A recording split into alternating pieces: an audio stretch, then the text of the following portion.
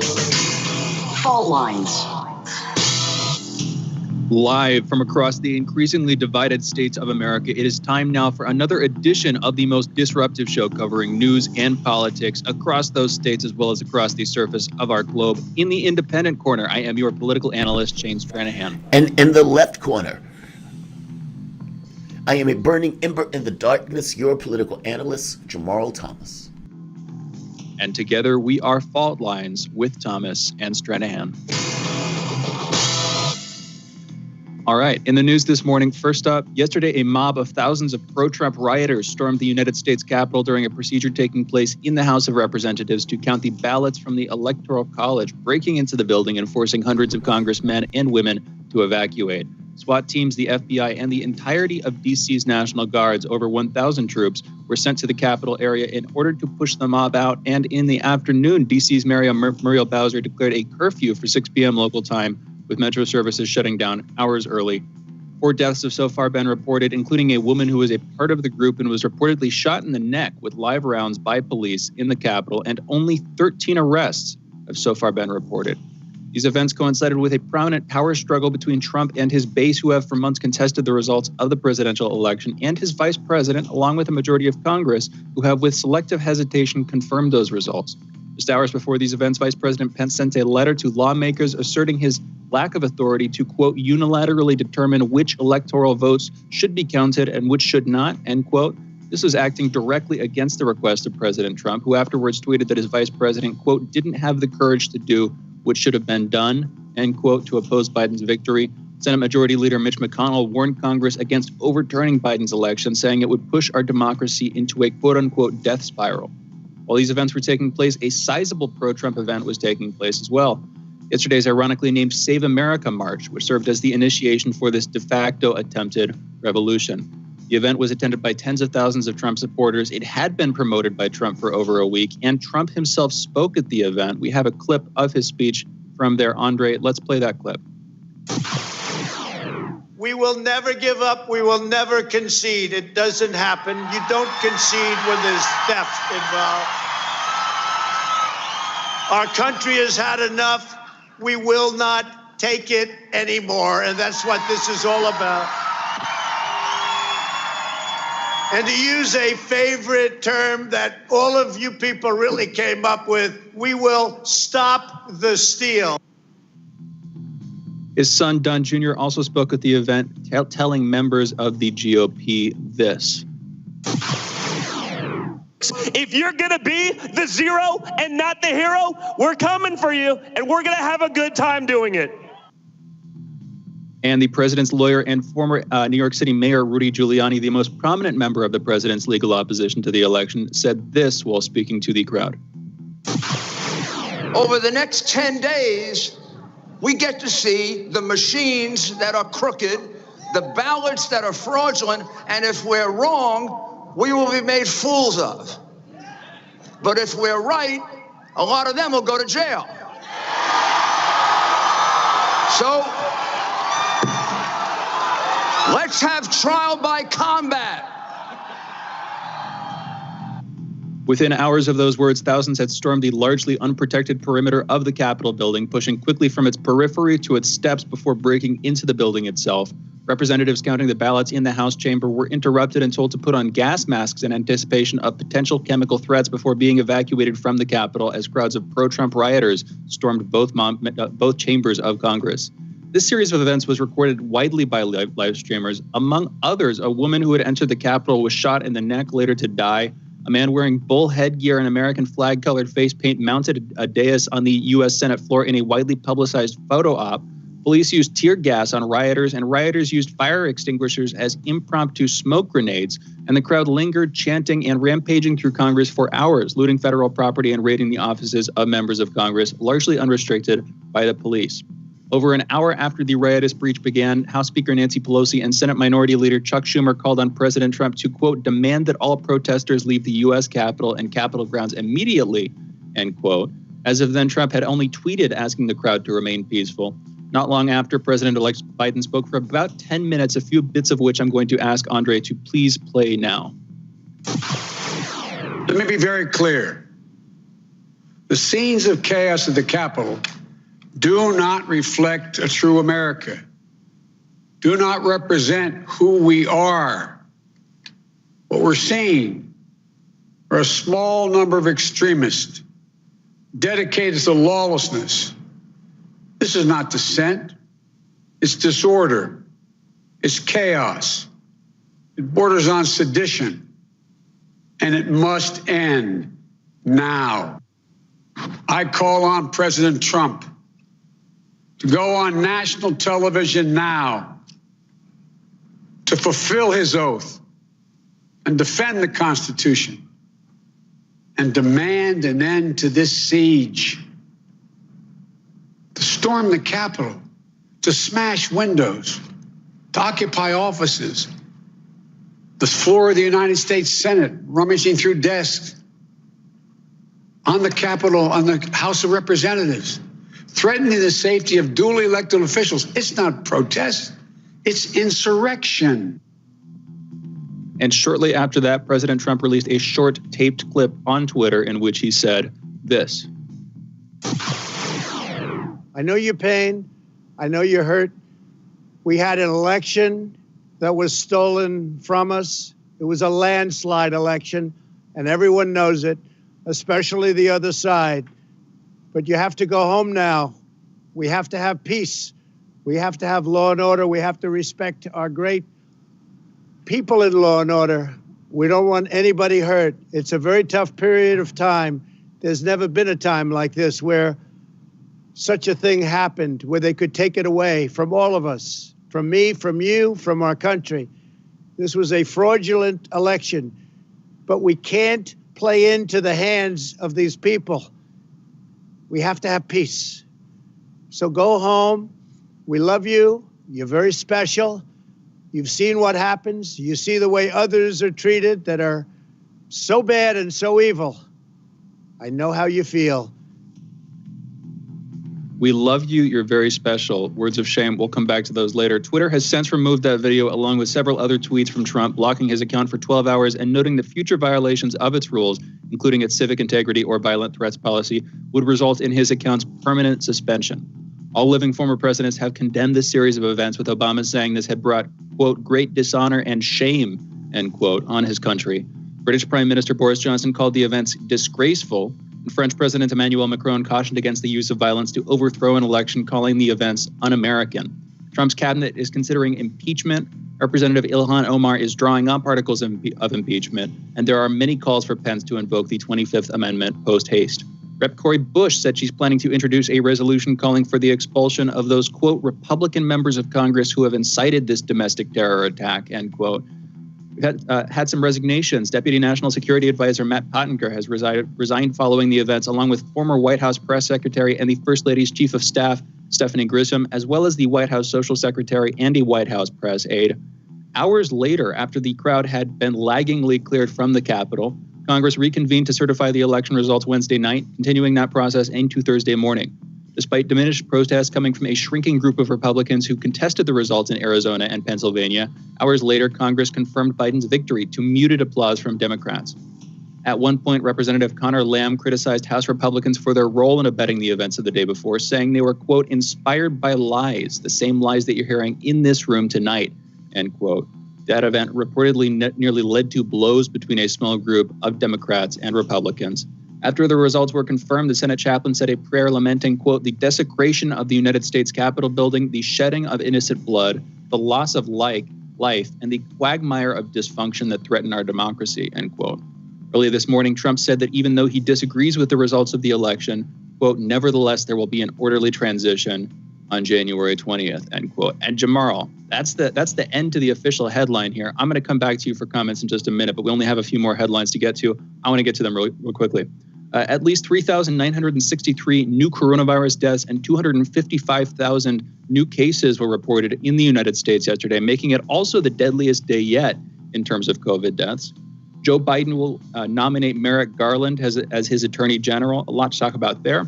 John Ossoff has been declared the victor in Georgia's second runoff race, giving Democrats the Senate. Internationally, briefly, Japan has declared a state of emergency in Tokyo and 3 nearby areas on Thursday as coronavirus cases continue to surge, hitting a daily record of 2,447 cases in the capital. And in Hong Kong, democracy campaigner Joshua Wong was arrested by police on Thursday under the city's new national security law, a senior police source said. Wong, who was serving a sentence of 13 and a half months for his role in organizing protests, was arrested inside Shek Pik prison on a new charge of subversion. And with that, those are our headlines. You're listening to Fault Lines with Thomas and Stranahan. So, Jamarl, I think I know what your monologue is going to be about, but we've got a few minutes of back and forth here. Let's just start it off. What do you think about what happened? You mean the raid on the Capitol? Yes.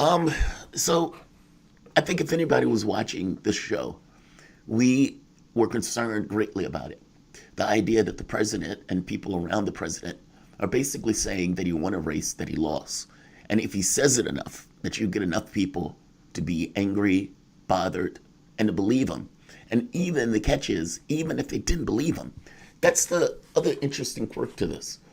You don't really need people to entirely believe that Trump lost this election for them to lump on to scream that Trump was cheated. Like, all of this is basically infinitely foreseeable to take place. They raid the Capitol. The cops, who under normal circumstances, if I'm not mistaken, under the Black Lives Matter protests, they had like 14,000 arrests.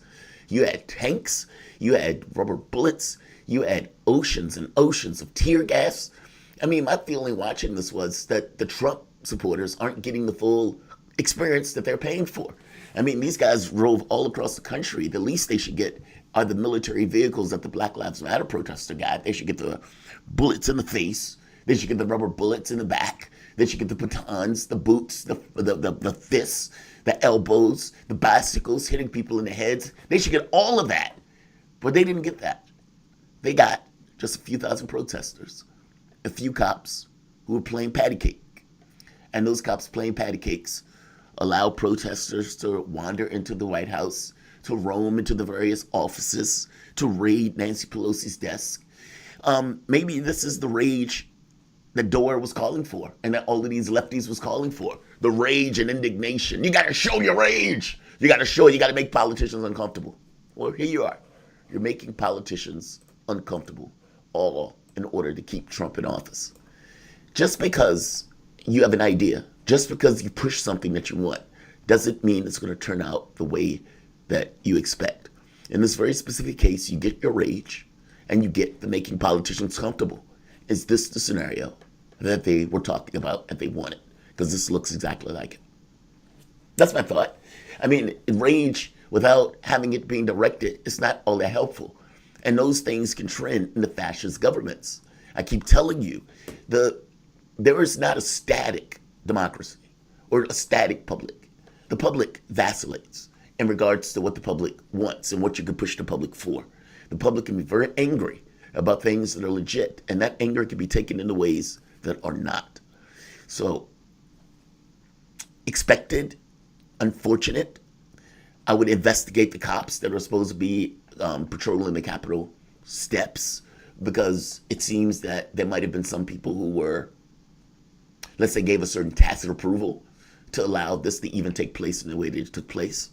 No, I mean, this is horrendous. It's embarrassing on so many levels if you're part of the Capitol Police Force and this happened.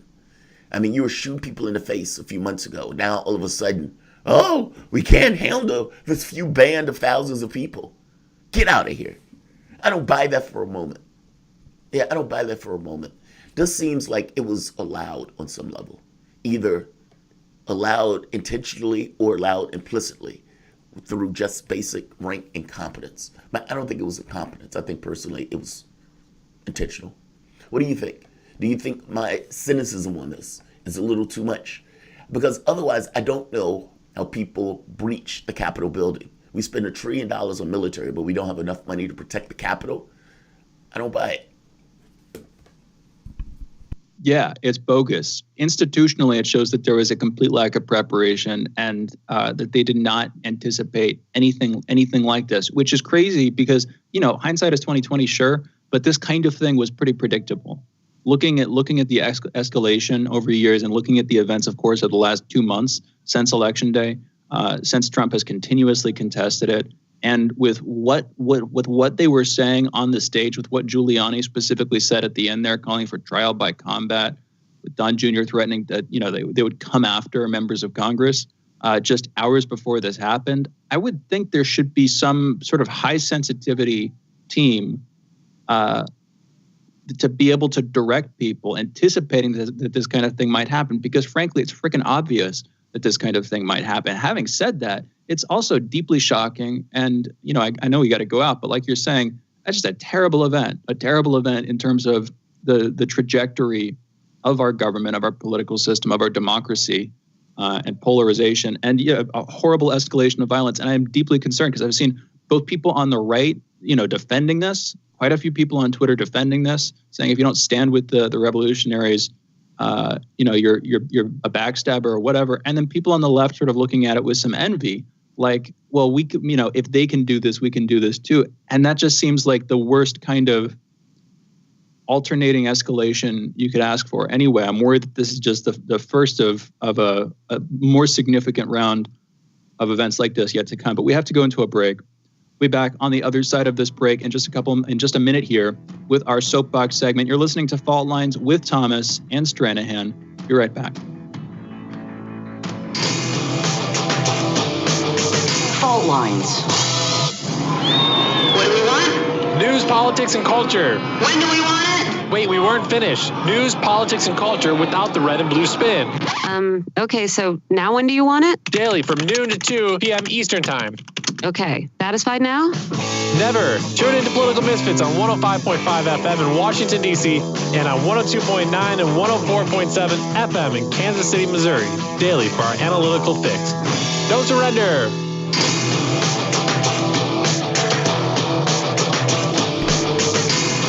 Fault Lines. Welcome back to Fault Lines on Radio Sputnik. My name is Jamarl Thomas. I'm joined by my co-host Shane Stranahan, coming to you live out of our station in Washington, D.C. If you guys live in the area, you can catch us on radio at 105.5 FM and 1390 AM. We're also in Kansas City at 102.9 FM and 104.7 FM. If you guys are digging what Shane and I are putting down, whatever platform you're consuming us on, give us a like and share that audio and video. If you want to join in on the conversation, you can send us a chat, a tweet, and of course, you can reach us by phone at 202-521-1320. That is 202-521-1320. Your engagement makes this show what it is, so definitely don't be shy. Rage. Politicians need to be made uncomfortable. Well, you got your rage, and you definitely got politicians running and feeling uncomfortable. Is this what people on the left wanted? The President of the United States lost an election. He lost an election he not only deserved to lose, that all indications showing he was going to lose. You had the situation where the president said in advance that he would never own up to the fact that he lost. And you had a very thin-skinned man that once he did lose, stuck to his word and never owned up to the loss. My issue with this is these tribal cliques, and these tribal cliques mattering more than America itself, where you have a situation where Trump would lose fantastically, barely, don't misunderstand me, I mean, he did much better than what people thought he was going to do, but Donald Trump had at that point over 300,000 dead bodies associated with his office and the lack of response in his office from the standpoint of COVID. He had millions of people that were ill at that point. You had all of these people that were facing evictions, that were in food banks. And so to me, looking at it, I looked at that, I was like, how does a president lose 300,000 American lives and then win the race? Well, that president doesn't win the race. The president lost the race. But with enough people to back the president, with enough people not caring about any notion of American democracy or any notion of representational government or any of that stuff, those people basically were willing to back the president, despite the fact that the president lost and the president failed. And all indications are that he lost and failed.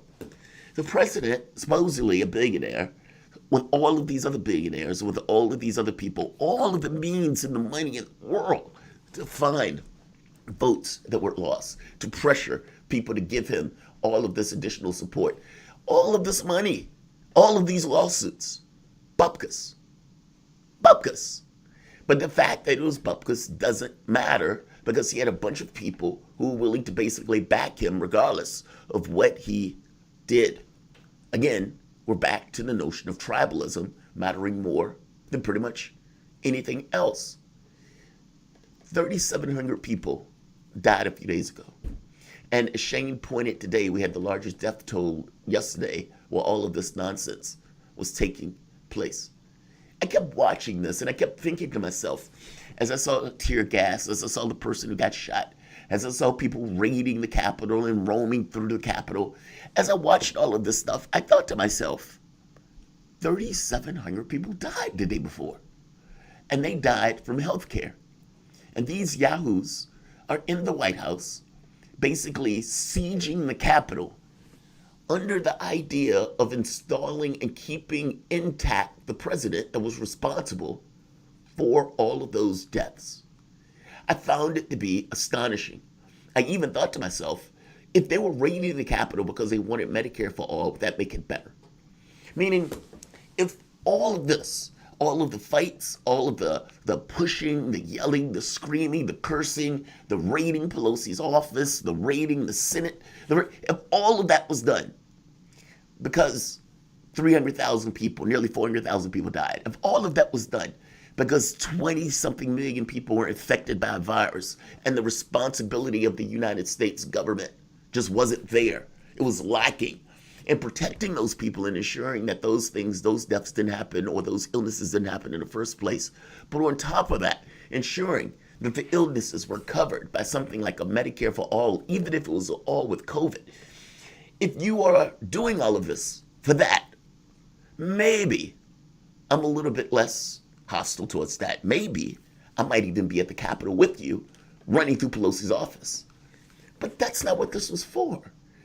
Meaning, the fact that 3,700 people dropped dead, the fact that 300,000 people at the time that Trump lost that election had dropped dead, the fact that we're nearly at 400,000 people who drop dead, none of that stuff mattered, even though that in and of itself seems like it would be some new degree of a justification for all of this. No, all of this is being done to reinstall the president that was infinitely responsible for all of the deaths that we are seeing from all of these, from this illness. I find it astonishing, the juxtaposition of, hey, let's keep Trump in, we're fighting for Trump. We want to take down the government of the United States. You even had Confederate flags being flown, which got across the level of terrorist intent and sedition from this particular attack on the Capitol. And then again, the cops, who always, in my experience, have been friendly with right-wingers. When you see people in these right-wing protests and you see the cops shaking hands, taking photos and selfies, when you see stuff like this, it gets across that the cops themselves are potentially in on this. The investigation that should take place needs to take into account, how did the Capitol get stormed? How did cops that typically drive around in these massive, massive vehicles that they get from the wars, where they shoot people with these pellets, where they shoot people in the face with these rubber bullets and whatnot. When these cops were going for Black Lives Matter events, they arrested like 14,000 people. And unless you get 13 arrests after they raid the Capitol, there's something wrong with this picture. There's something wrong with this picture on several accounts. Whether it's the reason, meaning the idea that they're trying to reinstall Trump or fighting for Trump. The fact that Trump lost doesn't really matter. The fact that they're trying to reinstall a president that basically failed is in and of itself ludicrous. But again, the reason they're doing it juxtaposed against the number of people that have died from COVID-19. It's ludicrous on its face all across the board. And we honestly need to take a reckoning in this, account to this. Why does your country look this weird? Why does your country look this ludicrous and bizarre and this backwards? Is this really the indispensable nation at this point, with racists and right-wingers scaling the halls of Congress? I mean, basically, you have a situation where these guys don't accept the fact that Donald Trump lost. And not just not accepting the fact that Donald Trump lost, raiding the Capitol with a police force that at the very least doesn't seem as hostile as it was for the Black Lives Matter activists. Who knew that Capitol Hill wasn't a defensible position? Only thing you needed was white skin and a bunch of guns, and apparently they will give you somewhat of a pass. That might be controversial, fair enough, but I'm looking at it from the perspective of all of the Black Lives Matter protests where these guys were screaming bloody murder at Black Lives Matter protests. All of these cops lined up, the bicycles, the punching, the kicking. I could show you litany of videos, be it in New York or even at the Capitol, where Donald Trump wanted to give that Rose Garden, that speech. You hear bullets and things exploding in the background on the video, and Donald Trump walks through the church in order to... What happened to those people that were there? What happened to the media that was there as they watched it and got crushed by the cops? And juxtapose that against what you saw yesterday. Is it possible that the cops weren't incompetent? Is it possible that they were just complicit? I think it's that. I think they were just complicit. I think all of this, I got to be honest, is to some degree ludicrous. 3,900 people dropped dead from a virus that was infinitely foreseeable in regards to how bad it was going to be. You have people raiding the Capitol for an election that the president lost because they're angry that the president lost the election. And instead of dealing with that, they go with the idea that the president actually won. I mean, Shane, am I insane on this? Like, this looks ludicrous on so many different levels. I mean, like I said, it's one thing if all of this was taking place because they were angry at the 400,000 people that died. They were angry that the medical bills and the all powers of the government weren't disposed to try to deal with and help the various people in the country that were either dying or that were either suffering or that didn't have food at these food banks. It's one thing if you're doing it for that. To me, on some level, it's defensible because at the very least, you're doing it for life. This, you're doing it in this kind of frivolous way of trying to basically overturn an election. This is basically the Confederate flags were apt in more ways than one. What do you think about this? I would imagine this is not something that you like. I'm taking a leap on this one. But I would imagine that this is not something that you like. You don't find this to be happy or acceptable. And this does get across this notion of failed state. What do you think? This is one of the worst possible events I could see happening right now. If more people had died, it would have made it worse. But this is one of the worst possible things I could see happening right now. For all of the protests during the summer, this immediately puts all of those in its shadow. This is immediately much more significant on the scale, in terms of its impact on the future of American democracy, in terms of the response from the upcoming administration, in every way, and in terms of the sort of moral gravity of what they did here. So that's going to be the obvious contrast that people draw. Just throwing that in briefly, you're talking about potential collaboration between the police and the protesters. Well, in some cases, it's not just implicit. Like, there's footage of the rioters inside the building getting selfies with the police, getting members of the mob getting selfies with the police. So that happened. And then you can also make the case that the fact that they were unprepared, the fact that the federal officials and the cops on the scene weren't prepared for this, institutionally shows that there is a weird negligence to the potential threat that these groups non-potentially posed in this case to our democracy, frankly. So, I mean, there are a bunch of different ways you can look at this. I think we should come back to it at some point. And, maybe tomorrow, next week, we'll start talking about this. I don't want to focus on this too much now. I'm at least as worried about the upcoming administration's response to this.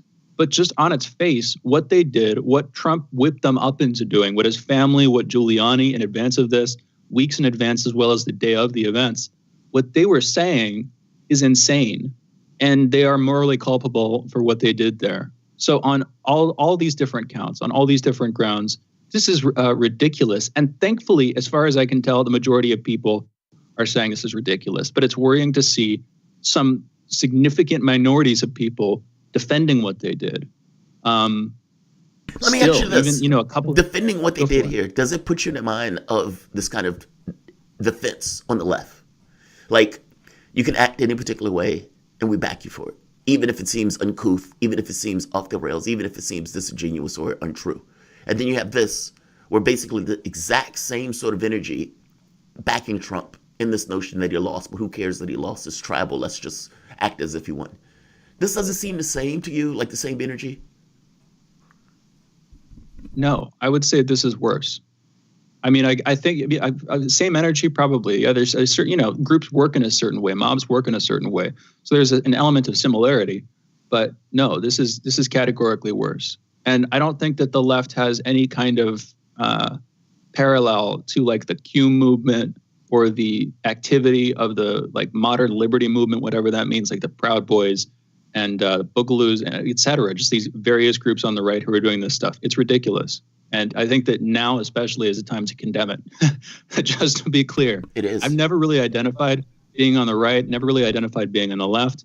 I am an independent. And I think especially after the protests this summer, unequivocally, you've got to condemn what happened here. Because again, I would say this trumps that, so to speak. We need to go into a break though. You're listening to Fault Lines with Thomas and Stranahan. On the other side of this break, we hope to be back with members of the Convo Couch. Again, we'll be back in just a minute.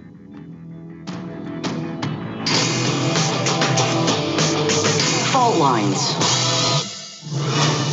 You're listening to Radio Sputnik.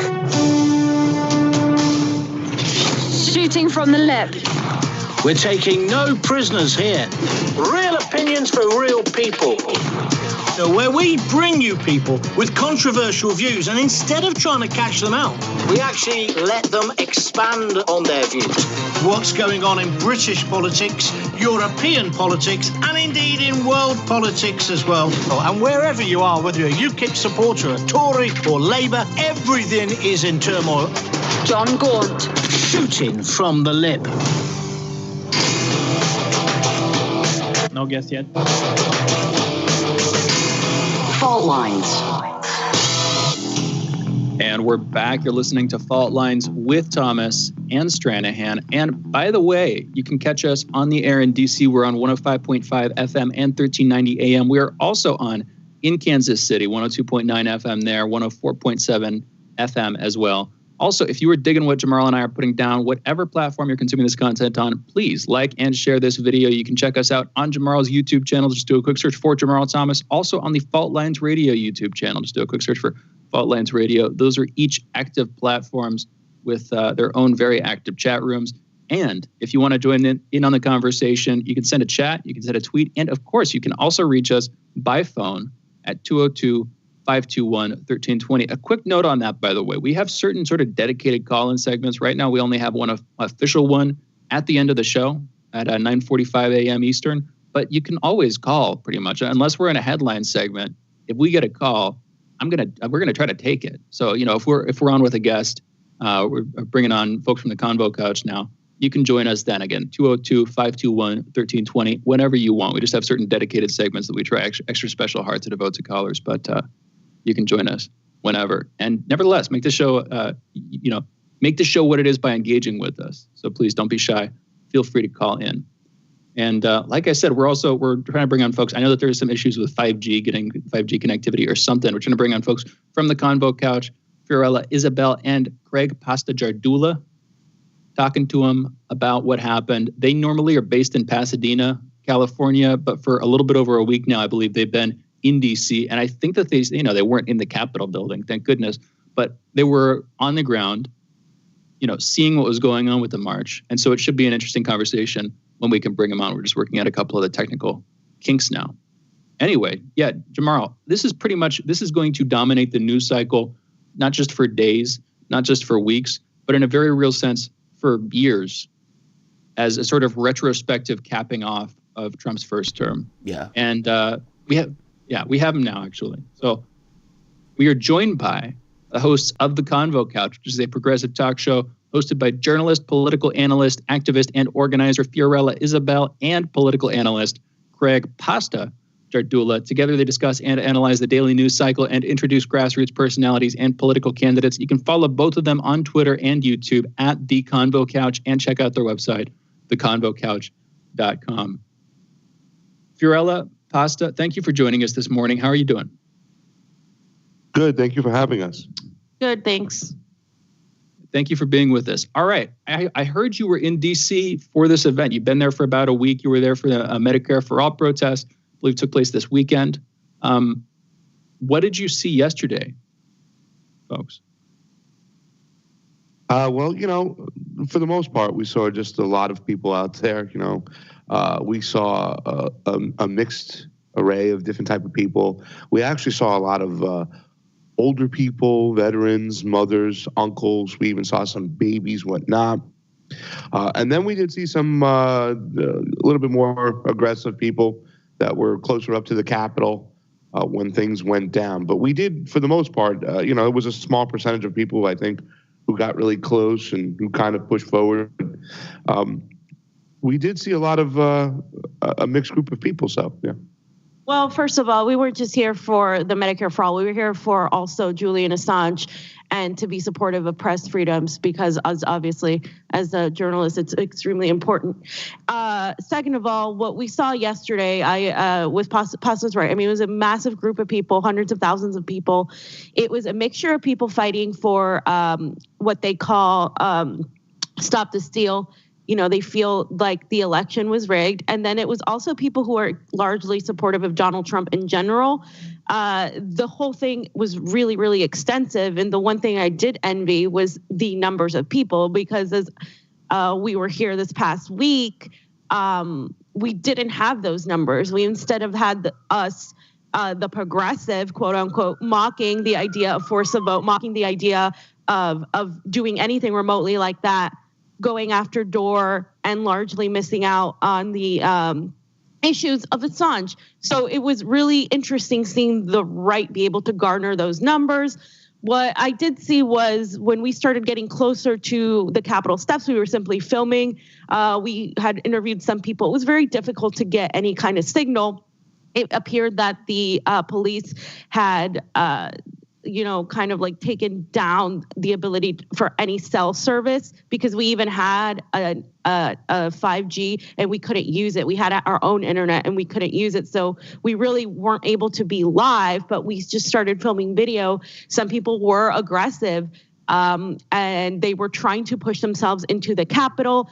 I did a Facebook video where I managed to put Trump supporters are trying to get into the Capitol, and they started climbing up the scaffolding, and it got scary because there were so many people. We were afraid we were going to be trampled. Then we started getting the tear gas / pepper spray coming into our faces, and we've dealt with that before in Portland. Now, it was a little bit different because in Portland, one, there were way less people. Two, it was BLM / for George Floyd protest. The police were the feds, and they were definitely more aggressive.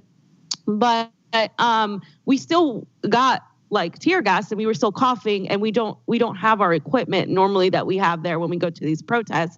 Now, at the very top, what was happening, some of these people got in, and I find that very suspect. The fact that people were just let in, the fact that there seemed to be evidence of some police working with these, whoever they were, people going in there, and they were let in, and I just find that really, really difficult to believe when we have massive security in these areas, massive, it's impossible to penetrate these areas, and we've seen the difference between the BLM protests and this. So I just find that like extremely suspect, and yes, while there were some police that were bashing people with their batons and were pushing tear gas, there were other police that were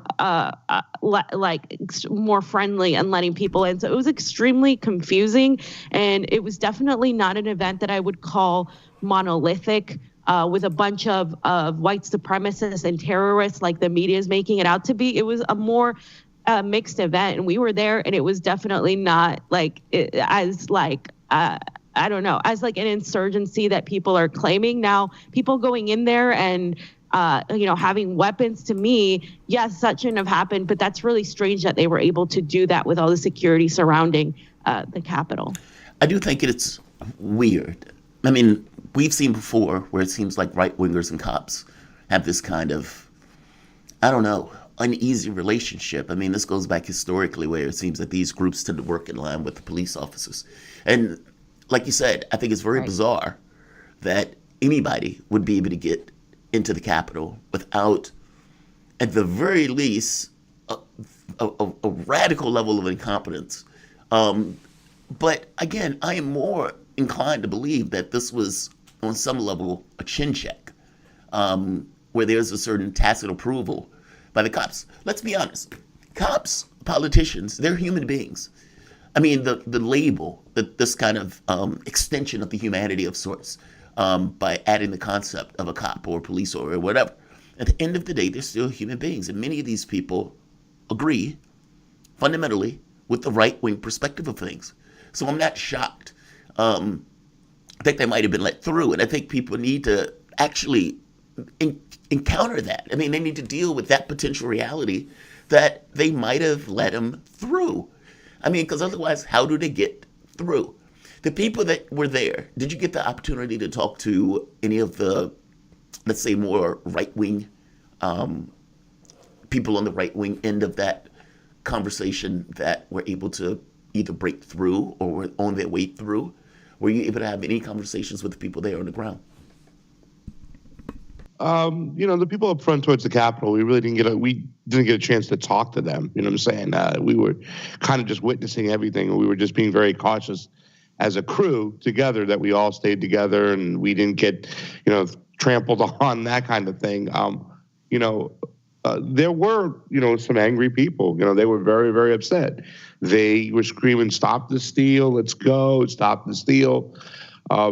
So we did encounter people with a serious amount of anger who thought they were cheated. Who thought this was kind of like a liberal coup of sorts. You know what I'm saying? So I mean, we didn't really necessarily get to have a conversation with anybody that close up. But we did see a lot of people who were just very, very angry and upset. And once again, this is a little bit different. And it was very, very confusing the way what's going on. How did they break through? And then all of a sudden, the police pushed them back at one point. You know what I'm saying? Well, how would they ever, once they break through, you think the place would have been evacuated, but it didn't. Then all of a sudden we saw the cops come back out and kind of push people back from the top part of the rafters.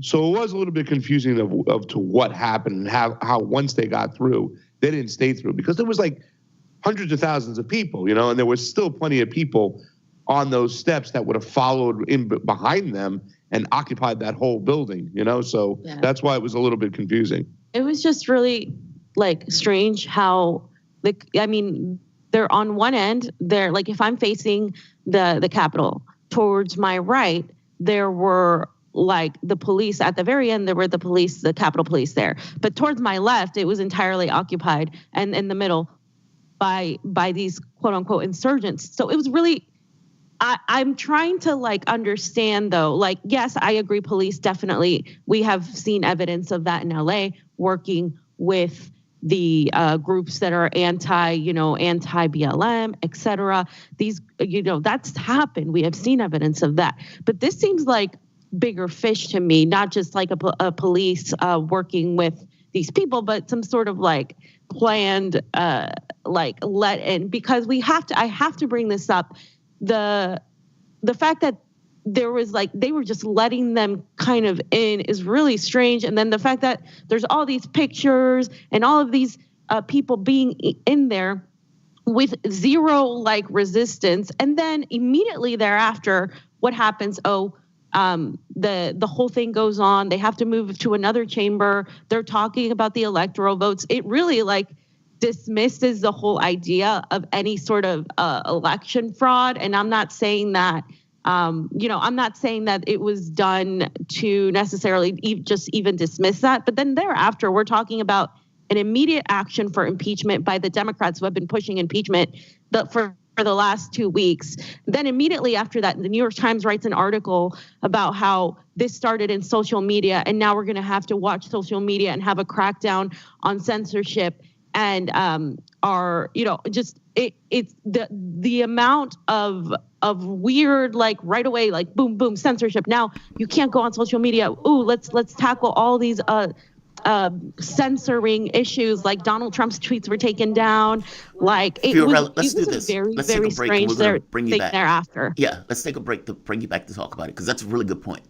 The censorship stuff started almost immediately in that talk. And the thing is, the conversation for the censorship stuff had already been kind of floated around and everything else, but I get the feeling that this is going to make it far, far worse. This is the Convo Couch, the voices that you guys are listening to. The Convo Couch is a progressive talk show hosted by journalist, political analyst, activist, and organizer Fiorella Isabel, and political analyst Craig Pasta Jardula. Together, they discuss and analyze the daily news cycle and introduce grassroots personalities and political candidates. You guys are listening to Fault Lines with Thomas and Stranahan. We will be back in a moment.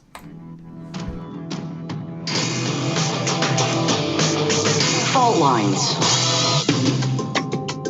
Epidemics and pandemics could kill millions of people, and they actually did. Centuries ago, deadly outbreaks called the Black Death, the Plague of Justinian, and the Spanish flu ravaged countries, empires, and whole continents. Some of these diseases are still present around the globe.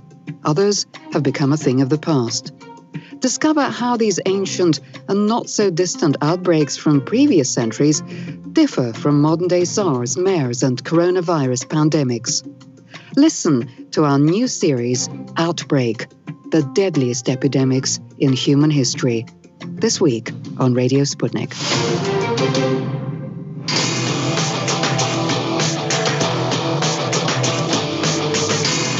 Fault Lines.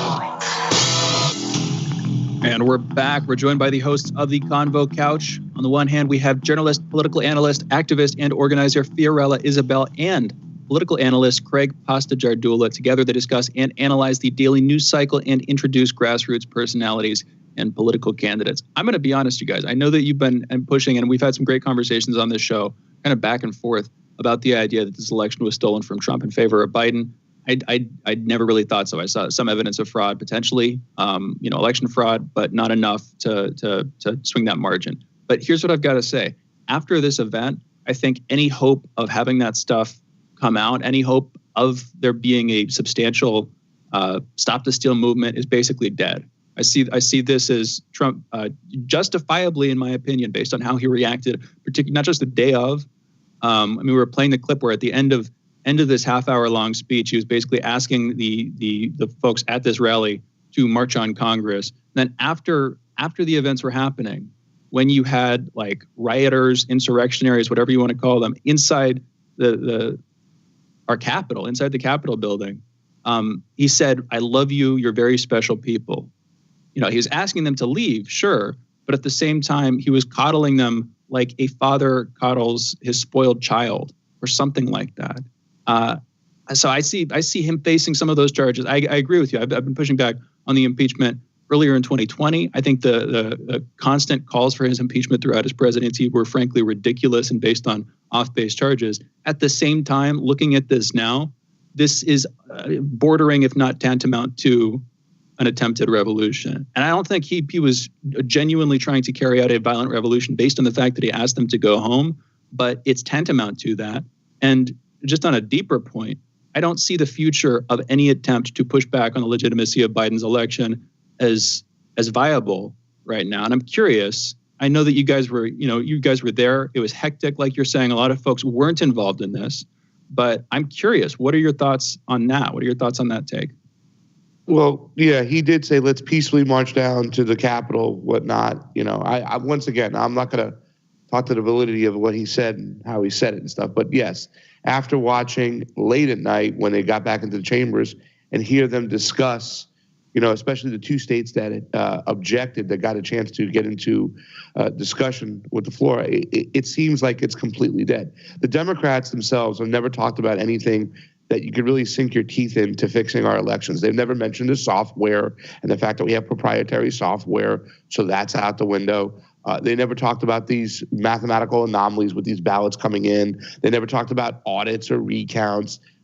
They still just talked about their red herrings, here and there. So, I mean, really, to tell you the truth, with a completely democratically controlled Senate, House, and now the White House, there's going to be no talk of election integrity, and they're just going to constantly look at, framed Trumpers or anybody who protested these elections as a bunch of babies to never really take on the issue take on the issue at hand in front of them with any seriousness. They're just going to look at it as a joke. And once again, coming out of this, we're just going to have our elections are shit. We also covered Raji Ram. We can't have the cursing. You can't say that. Yeah, you can't say that. I'm sorry. Real quick. Yeah, we're sorry. We're on the radio. We'll get fined. I am so sorry. Don't mean to cut you off. You're okay. I apologize. Our radios, our elections are terrible. I'm so sorry. I'm going to pass it to Fiorella before we mess up again. So what you just said literally proves the point of what I think. What I'm trying to get to is, yes, I 100% agree with you that is done when it comes to this election. But however, that doesn't change the fact that, obviously we disagree on this point, that we believe that there is evidence that this election, at the very least, lacked transparency, right? At the very, very least, there are some questions that people have the right to have. Now, we throw that word coup out, interestingly enough, right now. Ooh, there was an attempted coup by Trump. There is, I see the coup being much bigger than Trump. I see the coup being the national security state now coming in through their minions to say, oh, well, social media, we need a crackdown on social media. I see the coup now being anything remotely talking about election fraud is going to be dismissed, like Pasta said, as people who are radical right-wingers. And that is a very dangerous gaslighting, almost downright fascistic way we're going, because we shouldn't be conflating questioning our government, which has overthrown democratic countries all over the world. We shouldn't be equating that only with Donald Trump. And that's a danger I see happening. I do agree that regarding this election, obviously that whole thing is dead in the water because of what happened. It just seems like a very a very coordinated event to me. And I'm more worried about the subsequent effects coming from the national security state on this. I think it's going to get much worse when it comes to censorship. I think journalism is extremely in danger, not because of also what's going on with Julian Assange.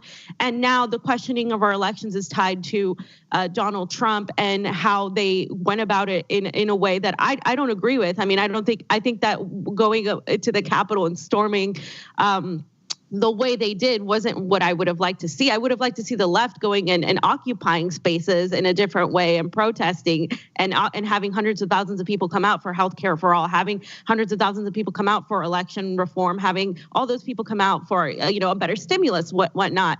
But now it's that idea of any sort of protest. It is now going to be in danger because now they're going to use this as an example, and it's going to come back and hurt us on the left. The same way that any sort of censorship always comes back and hurts us on the left, hurts any sort of protest. And what we saw is that eventually all of Congress was cheering for the police, even though the police were the very people that also let some of these people in, and the police killed a woman. I mean, it just seems to me that now we are cheering the police state and welcoming this new idea that we need to crack down, and any sort of dissent is going to be looked on with suspicion, and it's going to be very difficult for any sort of uprising. I believe the establishment, the intelligence agencies see that the people are very upset and angry, not just these Trumpers, but people in general, right, are upset and angry. They're not getting the stimulus they want. They're not getting all these things. They're not getting healthcare. They're on the brink of eviction. It's a pandemic, and I think they're going to crack down, and any sort of dissent will be just completely shut down. I want to come in real quick. I agree with you on that, and it's difficult because on the one hand, what the events of yesterday were ridiculous, and in themselves, I think were a serious decline in our democracy. But I am at least as worried about the national security state's response to this, the establishment's response to this, and what we're going to see in the Biden administration when the suppression of free speech on social media was already so severe. Of course, this is going to be used as justification for more of that. So, we disagree on some of the specifics in terms of how this election went down. We disagree on that, but we agree completely on the last point and the point I think you were making most strongly. Anyway, I just wanted to respond to that briefly. Jamarl, what's your take? I also agree with the election transparency stuff. I don't think people should have to guess whether or not their elections are on point, nor do I think they should be able to have to assert it without necessarily being able to say as a flat fact, everybody could see, yes, this election was clean. So I think that's a fair point, even though I don't buy the argument of it being stolen against Trump on this front. And I also agree the response. We, under normal circumstances, where we just had regular mainstream media, let's say you had 3 channels for news that you could talk to, well, that's pretty corralled in regards to the information that's going to the public. But when you have social media, you have all of this, like thousands of different sources all of a sudden that proliferate. Well, that's different. Now you have different news sources and you can look at the different responses. And so it seems like there was somewhat of a concerted effort after the 2016 election where Clinton lost, where they started looking around saying, hey, we need to corral some of these news sources. And so if you notice on social media, like on YouTube, a lot of the sources that are out there now are basically news sources, like ABC News, mainstream media basically on YouTube, as if people go to YouTube to look at mainstream media. What do you think is going to take place in the Biden administration coming up now? I mean, it's one thing to say censorship, but what does that look like in real terms? Do you think they're going to put limits in regards to what people could say? Or do you think they're going to put more limits in regards to, let's say, like exposition or basically making guesses or making hypotheses about what's taking place?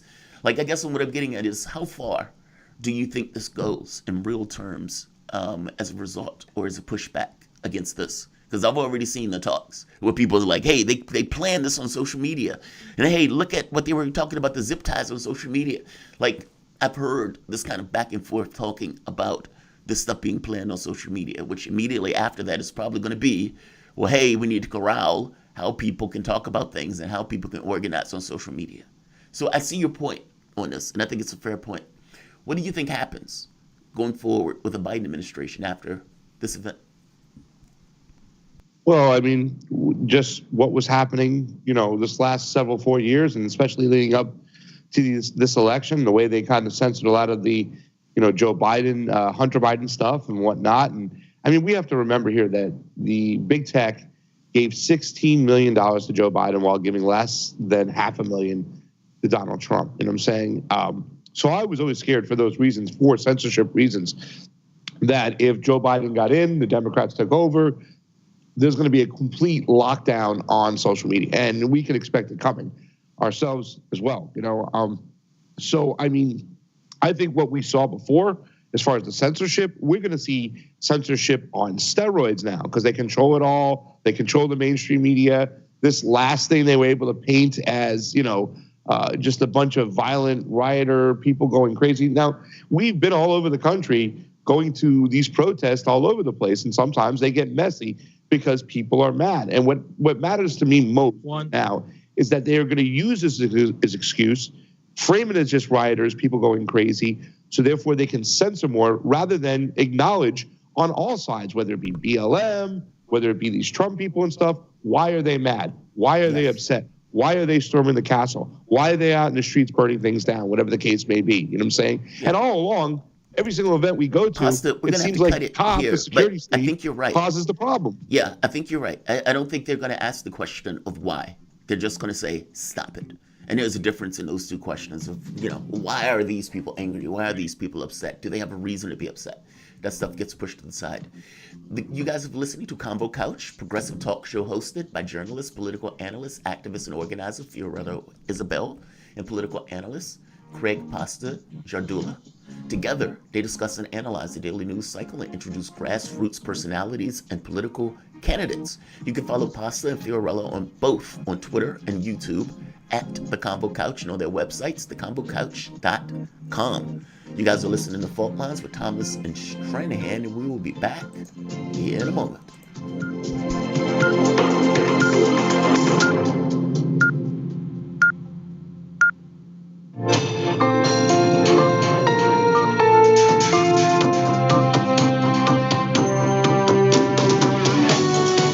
You're listening to Radio Sputnik. Telling the untold.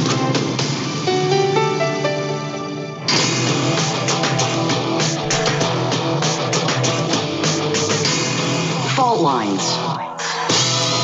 Live from the divided states of America, welcome to your daily inoculation for propaganda. In the left corner, I am the indefatigable, the ever-vigilant, the last antibody to a sick and seizing political system, your political analyst, Jamarl Thomas. And in the independent corner, I am your political analyst, Shane Stranahan. That means, unless you are in an alternate universe, you are listening to Fault Lines with Thomas and Stranahan. It begs the question, it makes me wonder, Jamarl, are we now living in an alternate universe? After yesterday, is that what happened? Well, the thing is, there's no way to know whether it's alternate. All of them, to some degree, are real in and of themselves. Unless there's like Earth 1, and then you can kind of spiral off to other Earths and so forth. No, I think this is our world. I think this is the world we saw coming. I mean, months ago on the show, we kept saying, this doesn't look good. This is not going to go well. People are going to be angry. This is going to stoke a certain degree of the population to respond. I mean, I keep saying democracy or representative government, this is not magic. This is not like some God keeping it on its axis. It doesn't work that way. All you got are institutions and the public will to keep it intact.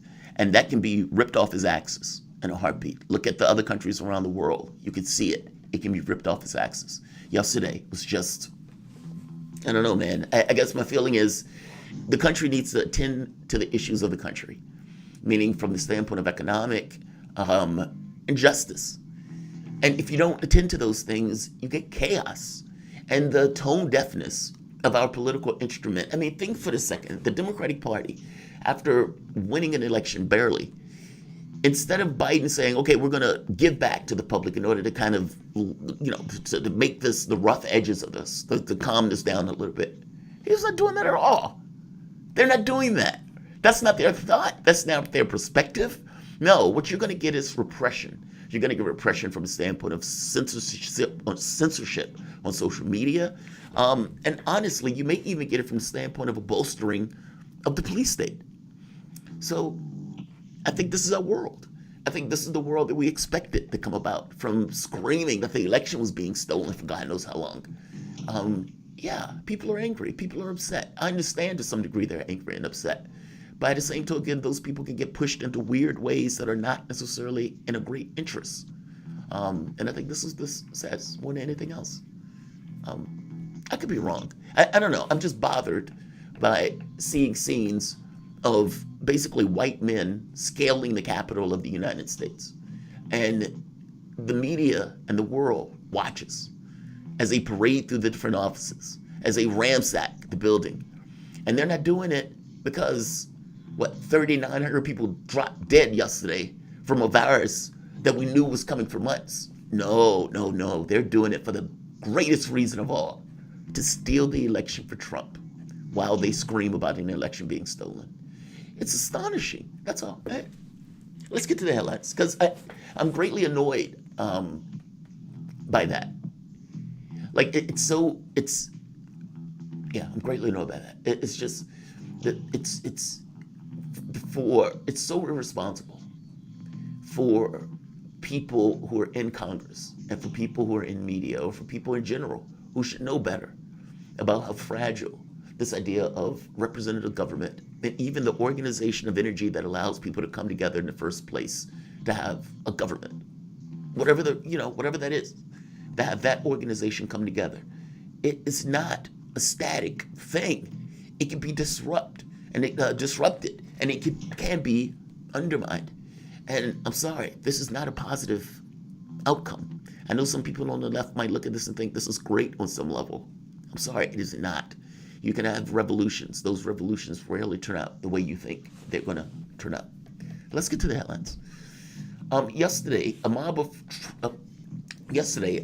thousands of pro-Trump rioters stormed the United States Capitol during a procedure taking place in the House of Representatives to count the ballots from the Electoral College, breaking into the building, forcing hundreds of congressmen and women to evacuate.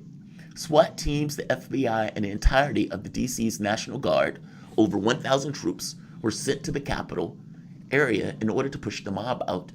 And in the afternoon, DC's Mayor Muriel Bowser declared a curfew for 6 p.m. local time, with metro services shutting down hours early.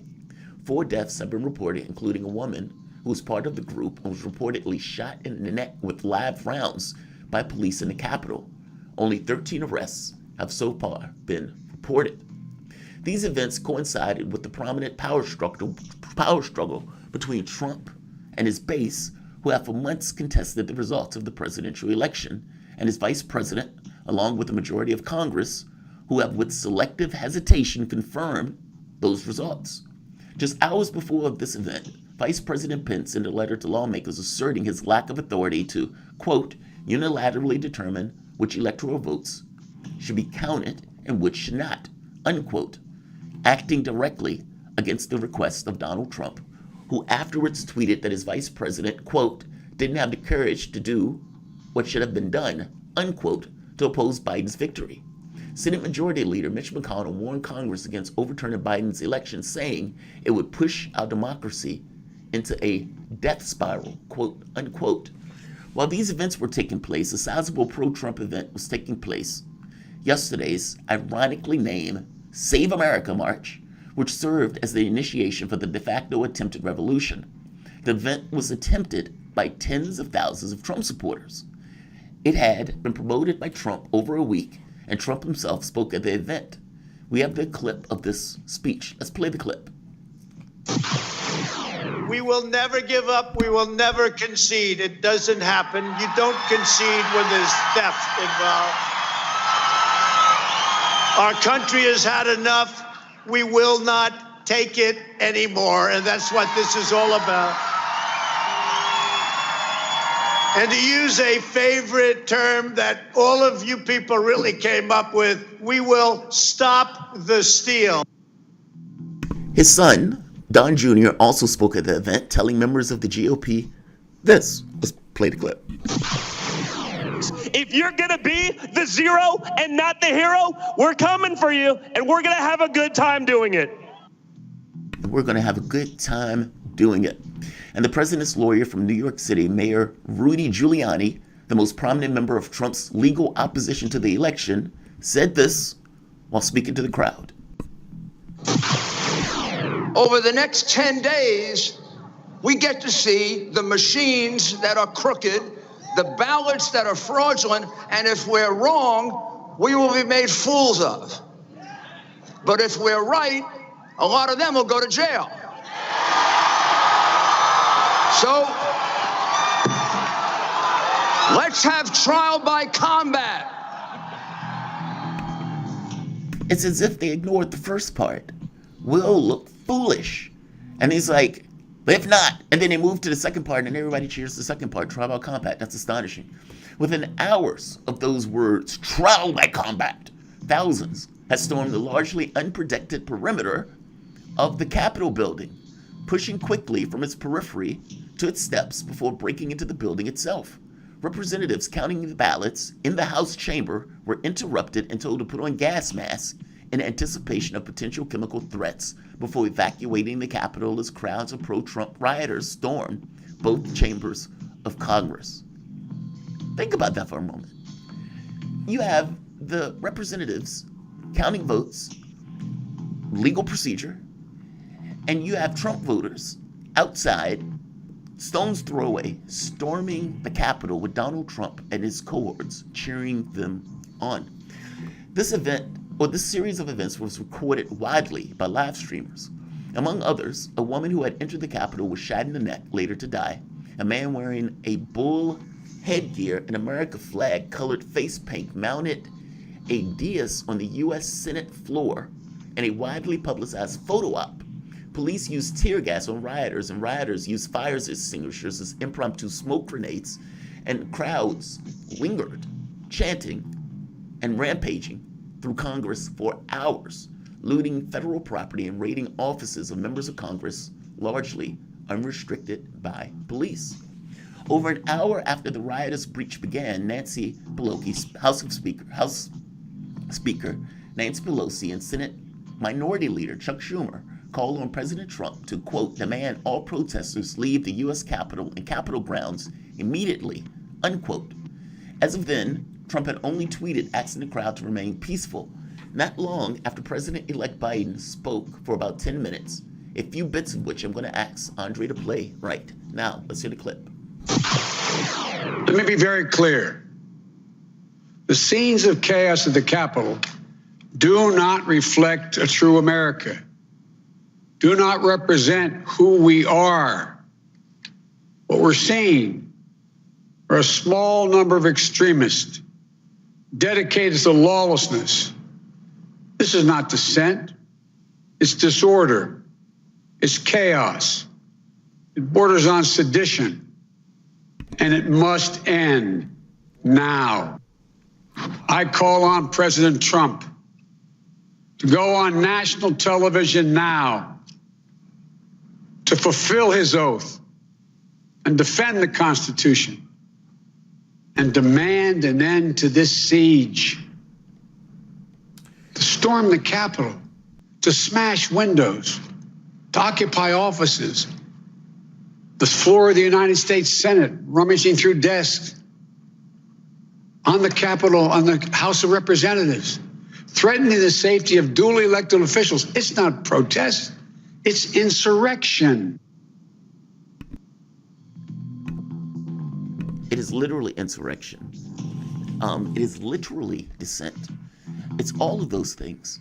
All of those things just so happen to be within the same realms. After that, President Trump released a short tape on Twitter in which he said this.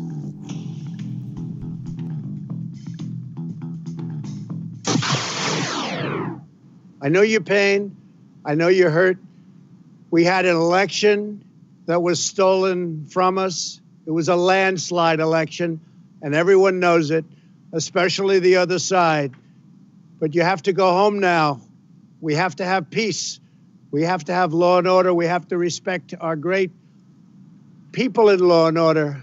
We don't want anybody hurt. It's a very tough period of time.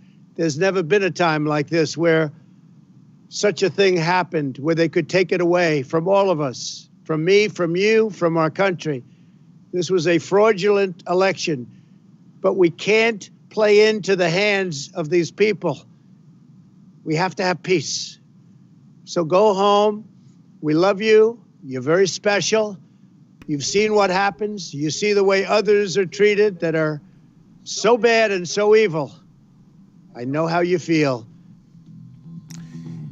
Twitter has since removed that video, along with several other tweets from Trump blocking his account for 12 hours and noting that future violation of its rules, including its civic integrity or violent threats policy, will result in the account's permanent suspension.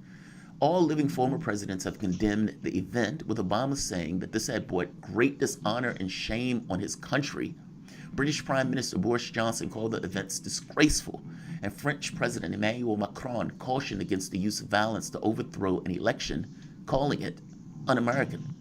Trump's cabinet is considering impeachment. Trump's cabinet is considering impeachment. Representative Ilhan Omar is drawing up articles of impeachment, and there are many calls for Pence to invoke the 25th Amendment post-haste. Representative Cori Bush says she's planning to introduce a resolution calling for the expulsion of those, quote, Republican members of Congress who have incited this domestic terror attack, unquote. Deputy National Security Advisor Matt Pottinger has resigned following the events, along with Stephanie Grisham, as well as the White House Secretary, Social Secretary, and White House press aide. Hours later, after the crowd had been cleared from the Capitol, Congress reconvened to certify the election results Wednesday night, continuing the process into Thursday morning. Despite diminished protests continuing from a shrieking group of Republicans who contested the results in Arizona and Pennsylvania, hours later, Congress confirmed Biden's victory to muted applause from Democrats. At one point, Representative Connor Lamb criticized House Republicans for their role in abetting the events on the day before, saying that they, quote, inspired by lies, the same lies that you're hearing in this room tonight, unquote. That event reportedly nearly led to blows between a small group of Democrats and Republicans. After the results were confirmed, Senate chaplain said a prayer limiting the, quote, the desecration of the United States Capitol building and shedding of innocent blood, the loss of life, and the quagmire of dysfunction that threatens our democracy, unquote. Early this morning, Trump said that even though he disagrees with the results of the election, quote, nevertheless, there will be an orderly transition on January 20th, unquote. On the same day, at least 3,963 new coronavirus deaths and 255,730 new cases were reported in the United States yesterday, making the deadliest day in terms of COVID deaths. You guys are listening to Fault Lines. Those are your headlines. You're listening to Fault Lines with Thomas Stranahan. I'll just read these two. They're very quick before we move on. Joe Biden will nominate Merrick Garland as his Attorney General. If you remember, Merrick Garland was the Supreme Court justice that Obama put in, or that he was going to put into the Supreme Court. But of course, they never allowed Garland to go through, and they got rid of it after the fact. John Ossof has been declared a victor in Georgia's second runoff race, giving Democrats the Senate. 50-50 with the tiebreaker vote going to Kamala Harris. You guys are listening to Fault Lines with Thomas and Stranahan. We will be back in a moment.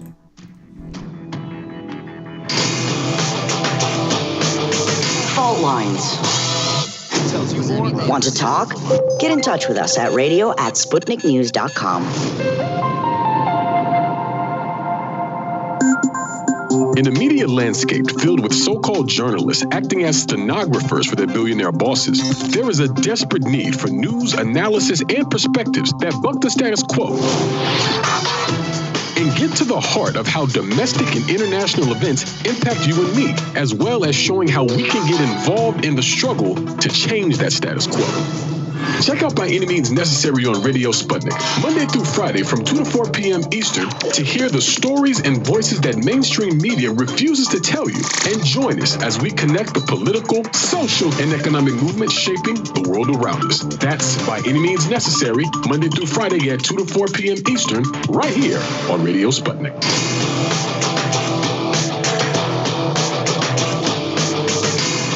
Fault Lines. And we're back. You're listening to Fault Lines with Thomas and Stranahan and our guest, Garland Nixon. He is a Sputnik political analyst and the co-host of the Critical Hour and Critical Error Hour Extended, airing right here on Radio Sputnik, Monday through Friday from 6 to 8 p.m. Eastern. Garland, thank you for joining us this morning. How are you doing? Gentlemen, I'm doing great. And though I am ultimately qualified, I will not accept the position as Attorney General for the United States of America. Oh, man, we were excited about that. You're too good of a man. You know what? Thank you for being with us. Yesterday was crazy. By the way, have you seen the events of yesterday? Yes, it was very interesting. I watched the protesters. There you go.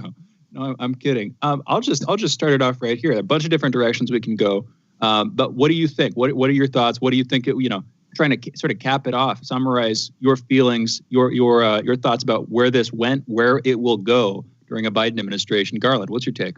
Let me throw a couple things at you real quick before we get started, right? I'm going to read this. It is the policy of the United States to prosecute to the fullest extent permitted under federal law and as appropriate any person or any entity that destroys, damages, vandalizes, or desecrates a monument, memorial, or statue within the United States or otherwise vandalizes government property. That was an executive order from Donald Trump on June 26, executive order on protecting American monuments, memorials, statues, and combating recent violence. That's one. So he felt he had to act. and protect federal property. Now, here's another one. Attorney General William Barr suggests charging violent protesters with sedition, where William Barr said, look, man, these protesters should be charged with sedition, not just these mealy-mouthed charges they're getting of property destruction. So when it was left protesters, we got to protect government property, and we have to charge these people with the highest possible crimes.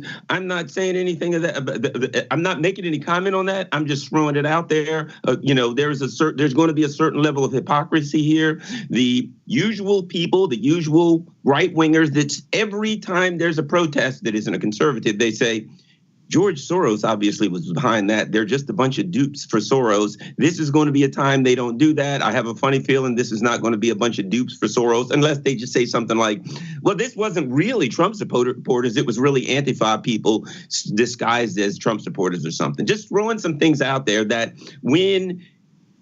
And let me say this. This is why Garland always says there are two brainwashed cults, the red brainwashed cult and the blue brainwashed cults. Because when it's the other side, the other brainwashed cult, one brainwashed cult uses a particular language and makes a particular argument against them. And then when they become aggrieved, they do exactly the same thing, and they can't, and neither side can see it. This is, let me add this, Russiagate. 3 straight years of we've been robbed. It was Putin with dubious accusations of Facebook memes, etc. And the conservatives could look at how stupid the left, the fake left looked, arguing Russiagate, and now there they go with dubious claims of election fraud, doing exactly the same thing. It's two brainwashed cults, in my opinion, and they are mirror images of each other. Yeah, I agree with you. I mean, I think it's more than two. But I agree with you.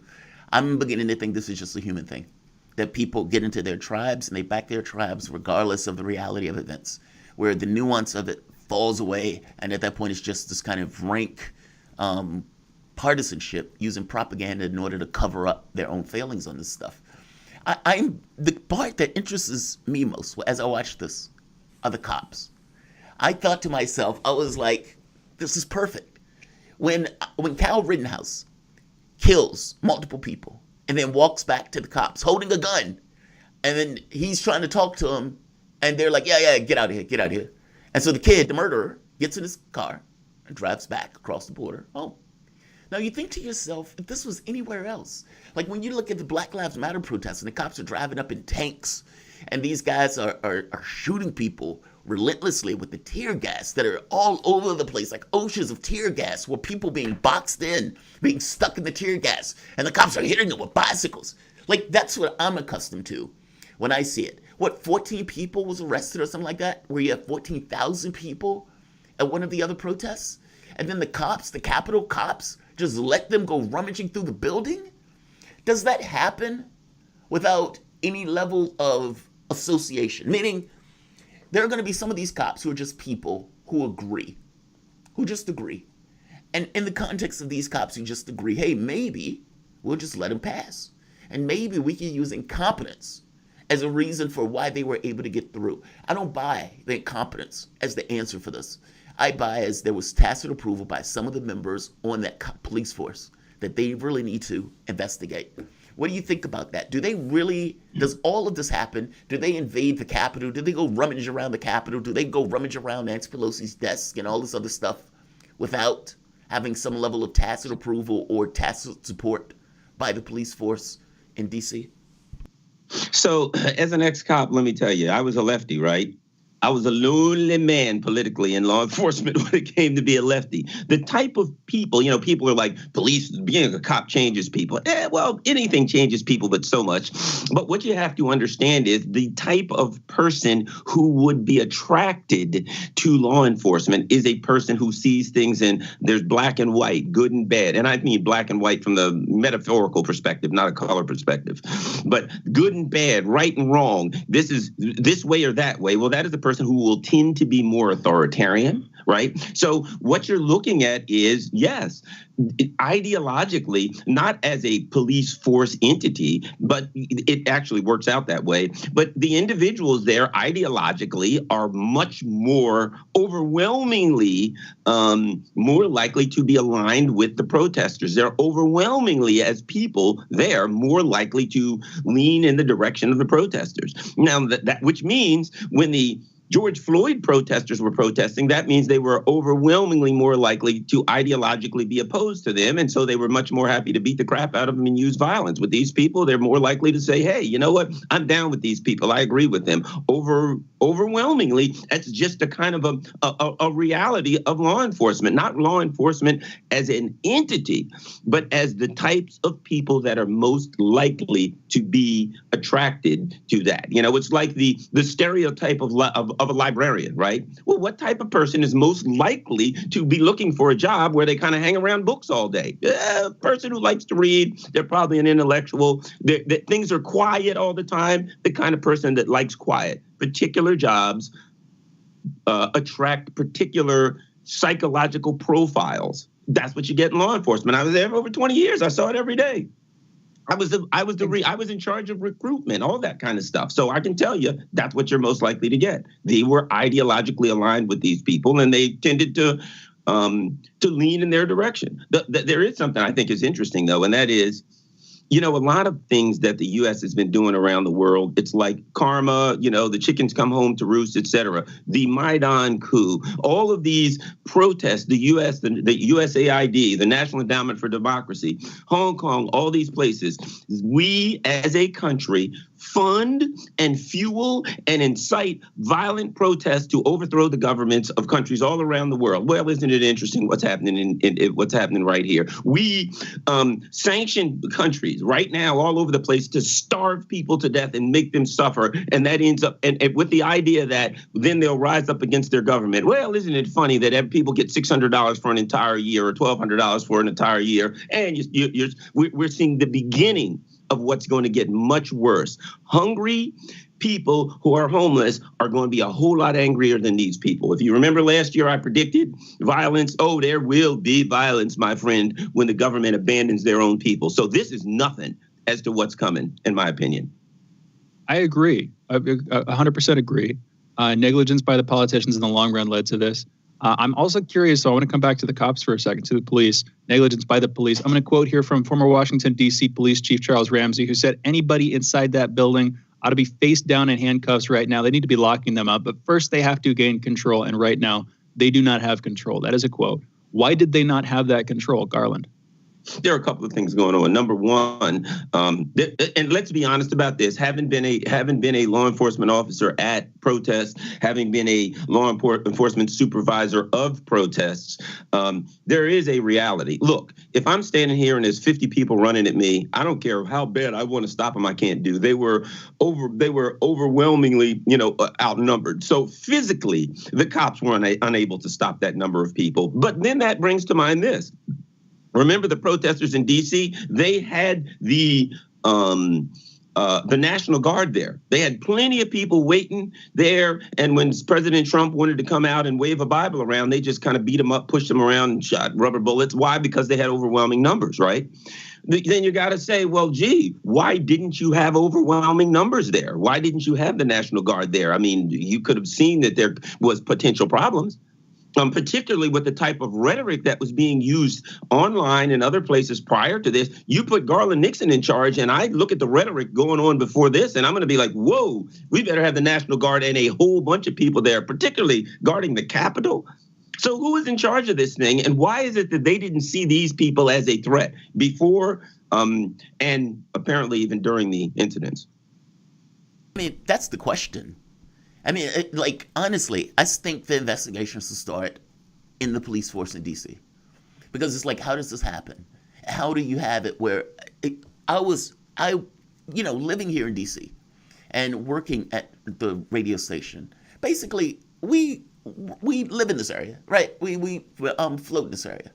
And I've been at some of the protests, and you could see the cop presence, the police presence, and everything else. When they were beating people up with the Bibles and everything else, you could see the police presence. The catch and the question becomes, why didn't you expect this here? And on top of why didn't you expect it, members of Congress could have been injured. Members of Congress could have been hurt. They could have had Bernie Sanders in a zip tie for all we could have been concerned with, for everything that could have happened. And I'm slightly joking when I say Bernie in a zip tie, but only partially. The stuff that they were saying online, the stuff that they were saying to each other on social media, that was astonishing. And so to be able to have that situation where it seems that law enforcement is radically unprepared, my question becomes why? And was it intentional? Garland, I want to thank you for coming on, man. We have about 30 seconds if you want to answer that. No, I'm with you. And that is, again, you know what it comes down to? Look at who the U.S. funds worldwide. We, overthrow any government on the left and we put in violent far right-wing dictators. The reality is, that's the U.S. is ideologically aligned as a leadership of this country is ideologically aligned with those people. They didn't see them as a threat. This is what they are. This is what our country does around the world. There's nothing weird about this. If you go to South America, ask the people in South America what they think about that. They see it in their country all the time, in their countries fueled by us. I would imagine many of the countries that were at the boot of the U.S., where we've installed dictators and we've done stuff like this in order to, they will probably see this as familiar and call it chickens coming home to roost. The voice that you guys were listening to is Garland Nixon, Sputnik political analyst and co-host of the Critical Hour and Critical Hour Extended, airing Monday through Friday from 6 p.m. to 8 p.m. Eastern, right here on Radio Sputnik. You can follow Garland's work as host of the Critical Hour Monday through Friday from 6 to 8 p.m. Eastern, right here on Radio Sputnik, and on Twitter at Garland Nixon and Garland Nixon on Facebook and YouTube. You guys are listening to Fault Lines with Thomas and Stranahan. We'll be back in a moment with Nick Brana. That should be good. Fault Lines. We are above all the latest developments, and we don't take any sides. Radio Sputnik, telling the untold.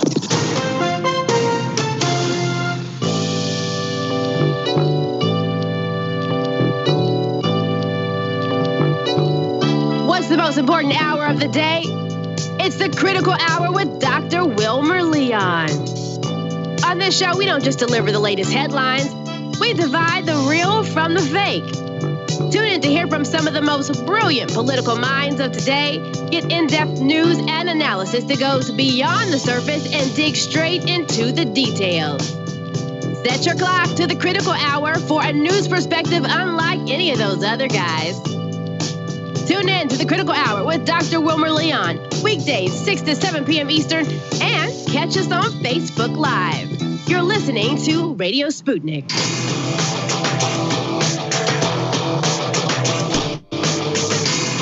Fault Lines. Welcome back to Fault Lines on Radio Sputnik. My name is Jamarl Thomas. I'm joined by my co-host Shane Stranahan, coming to you live out of our station in Washington, D.C. Joining us is founder and national director at Movement for People's Party, formerly Draft Bernie for People's Party. He was a national political outreach coordinator at the Bernie Sanders presidential campaign through the 2016 Democratic National Convention, and went on to become a founding member of Our Revolution. Nick Brana. Nick, what's going on, man? Hey, Jamarl. Good to be with you. Absolutely. How was your holiday? How was your New Year? It was full of force the vote. Was it? The holiday was full of force the vote. Well, let's so much going on. No, let's get on to that. Let's get into that. Force the vote. I watched some of the Force the Vote broadcasts, and I thought the premise of it was perfect. I love the fact of trying to push political people, especially people who say they were decidedly on the left, to use leverage, and to use leverage that they had at their disposal to put Pelosi and the party itself on notice. And this notion of saying, look, if Pelosi wants to be the leader of the party, again, Speaker of the House, fine. You can give her the Speaker of the House, but you need to get something out of it. Politics is not just beseeching and giving. Politics also is this thing of exchanges. If Nancy Pelosi wants to be Speaker of the House, fine, give us a vote on Medicare for all. Now, some people would say, even if she gave you that vote, you'd lose that vote. But I would say That's not really the point. The point is using the leverage itself, meaning part of the problem with electing Joe Biden was that it was done so unconditionally, that all of the left, all of these people basically backed this person. All of the African Americans, like to tune of 90%, backed him without getting anything in return. So when Joe Biden gets in office, what does he do? He put all of these creatures, these swamp creatures, into the various positions of authority that are around his cabinet. And he basically froze out lefties. Now, lefties howled at this. They complained about this. They whined about this. But the reality of it is, you elected him with zero conditions because you were so terrified of Republicans. And cowardice, like I said before, compels no leverage. And politics is about leverage. So your thing was force the vote. Start off with a bang. Basically, put these guys on notice that if Pelosi wants to be Speaker of the House, Pelosi has to put up Medicare for all for a vote. And the wild part about this is you're in the middle of a pandemic. You have nearly 400,000 people that have died. You have 21 million people that have been infected. 3 months after, many of those people end up with illnesses and issues that were associated with the infection. This means hospital bills.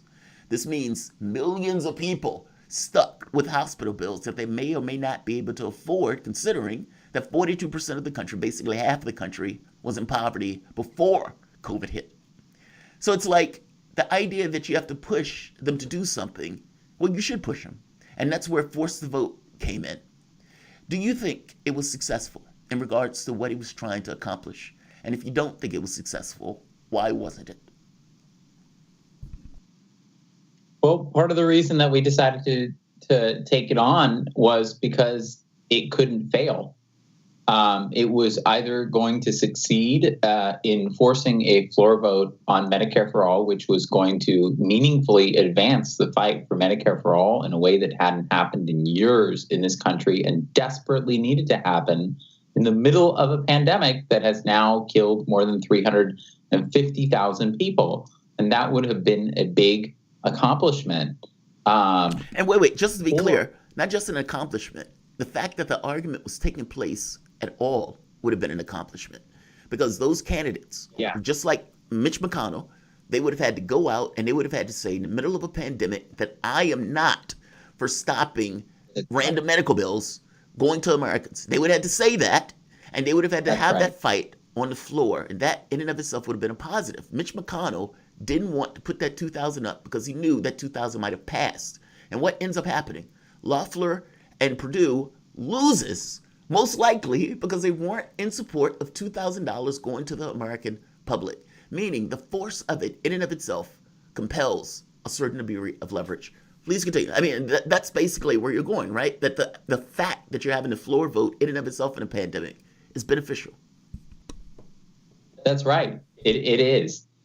Because it would have then exposed the Democratic Party and the Republican Party and the extent and depth of their cruelty for really denying the American public something that is considered a basic human right in every other developed country in the world that guarantees health care. And so that would have been what would have happened if it had passed. But in reality, what ended up happening was exposing an even deeper failure of the Democratic Party, which was a complete lack of accountability of the progressive Democrats to the progressive movement. And so really, we didn't even get to the stage of exposing the Democratic Party because not even the progressives showed that they could be moved. And that exposes the Democratic Party really to a deeper level if even the progressives cannot be moved by a demand that there were more than 40,000 people who signed the petition. Force the vote was going trending what felt like every other day. There was enormous support in the movement. We called the members of Congress, the progressive members of Congress, to a town hall. Brianna Joy Gray, Dr. Cornel West, Jimmy Dore, who began the initiative, Justin Jackson, who initially got the response out of Alexandria Ocasio-Cortez that blew it up, Crystal Ball, Kyle Kalinske, myself, and others. who had personal stories. And not only did they not attend the town hall that we asked them to come to explain themselves, to say, okay, you have a different position, come justify it to the movement, because the entire movement essentially wants you to do this.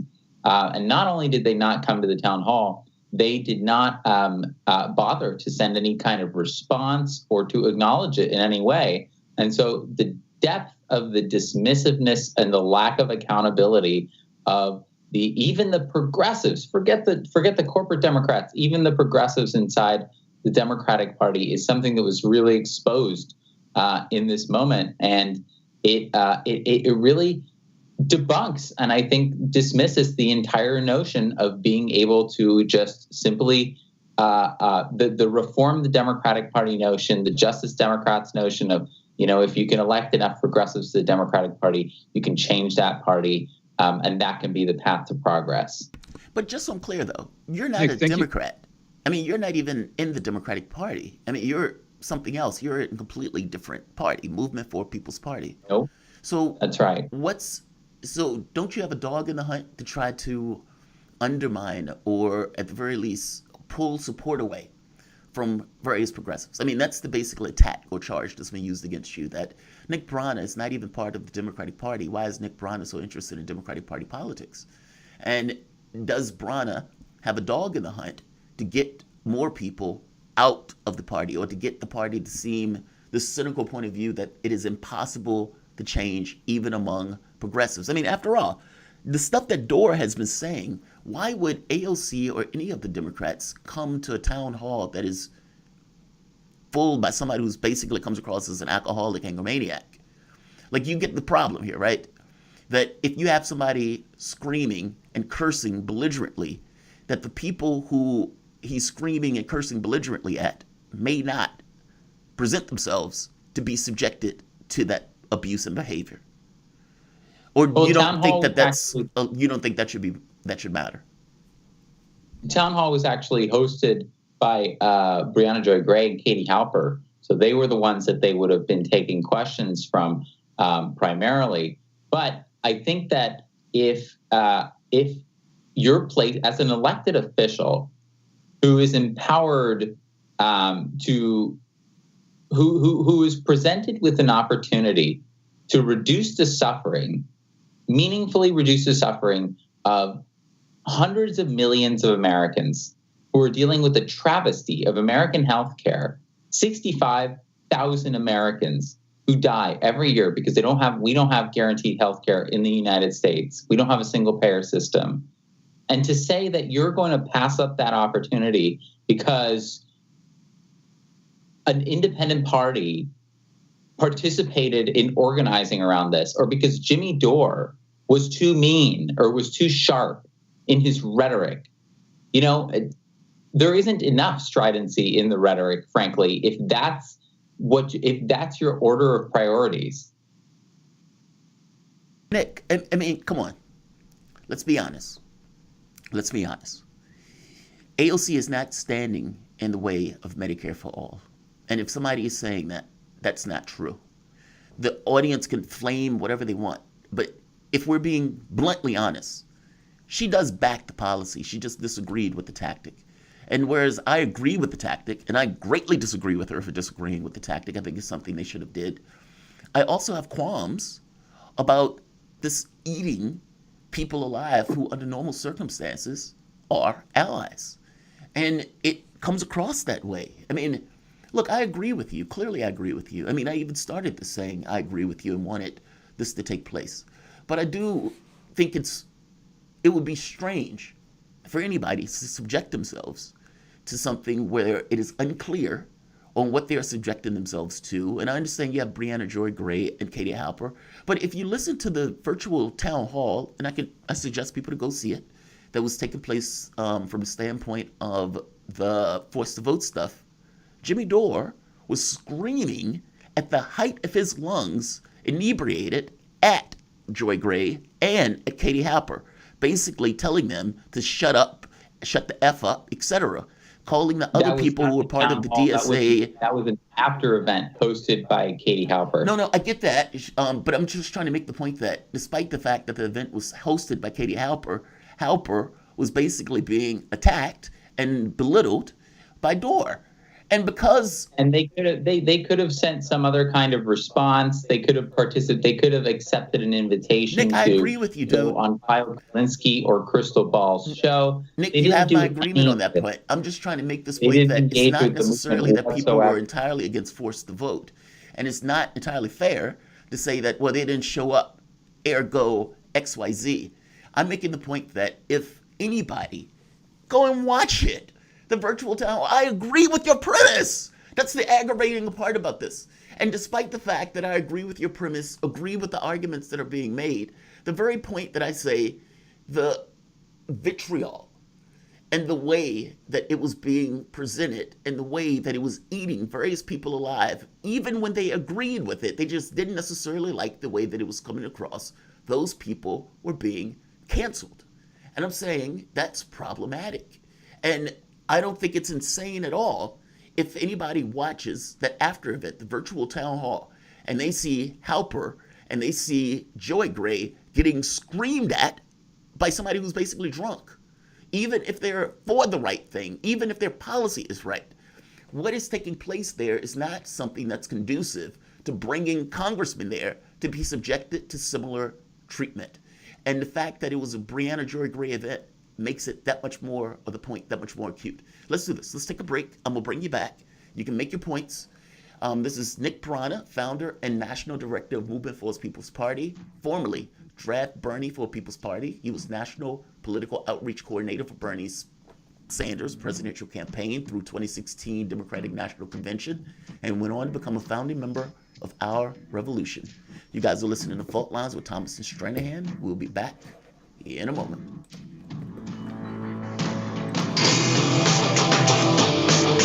Fault lines. Feeling kind of blue, but maybe also kind of red, and kind of purple, and kind of alone? You've got a friend on Radio Sputnik. Tune into Political Misfits from 12 to 2 Eastern Time, Monday through Friday, for news, politics, and culture without the two-party bias. Catch us daily on 105.5 in Washington, D.C., or 102.9 or 104.7 in Kansas City. Or find us on Twitter, Facebook, YouTube, Spotify, or wherever you get your news.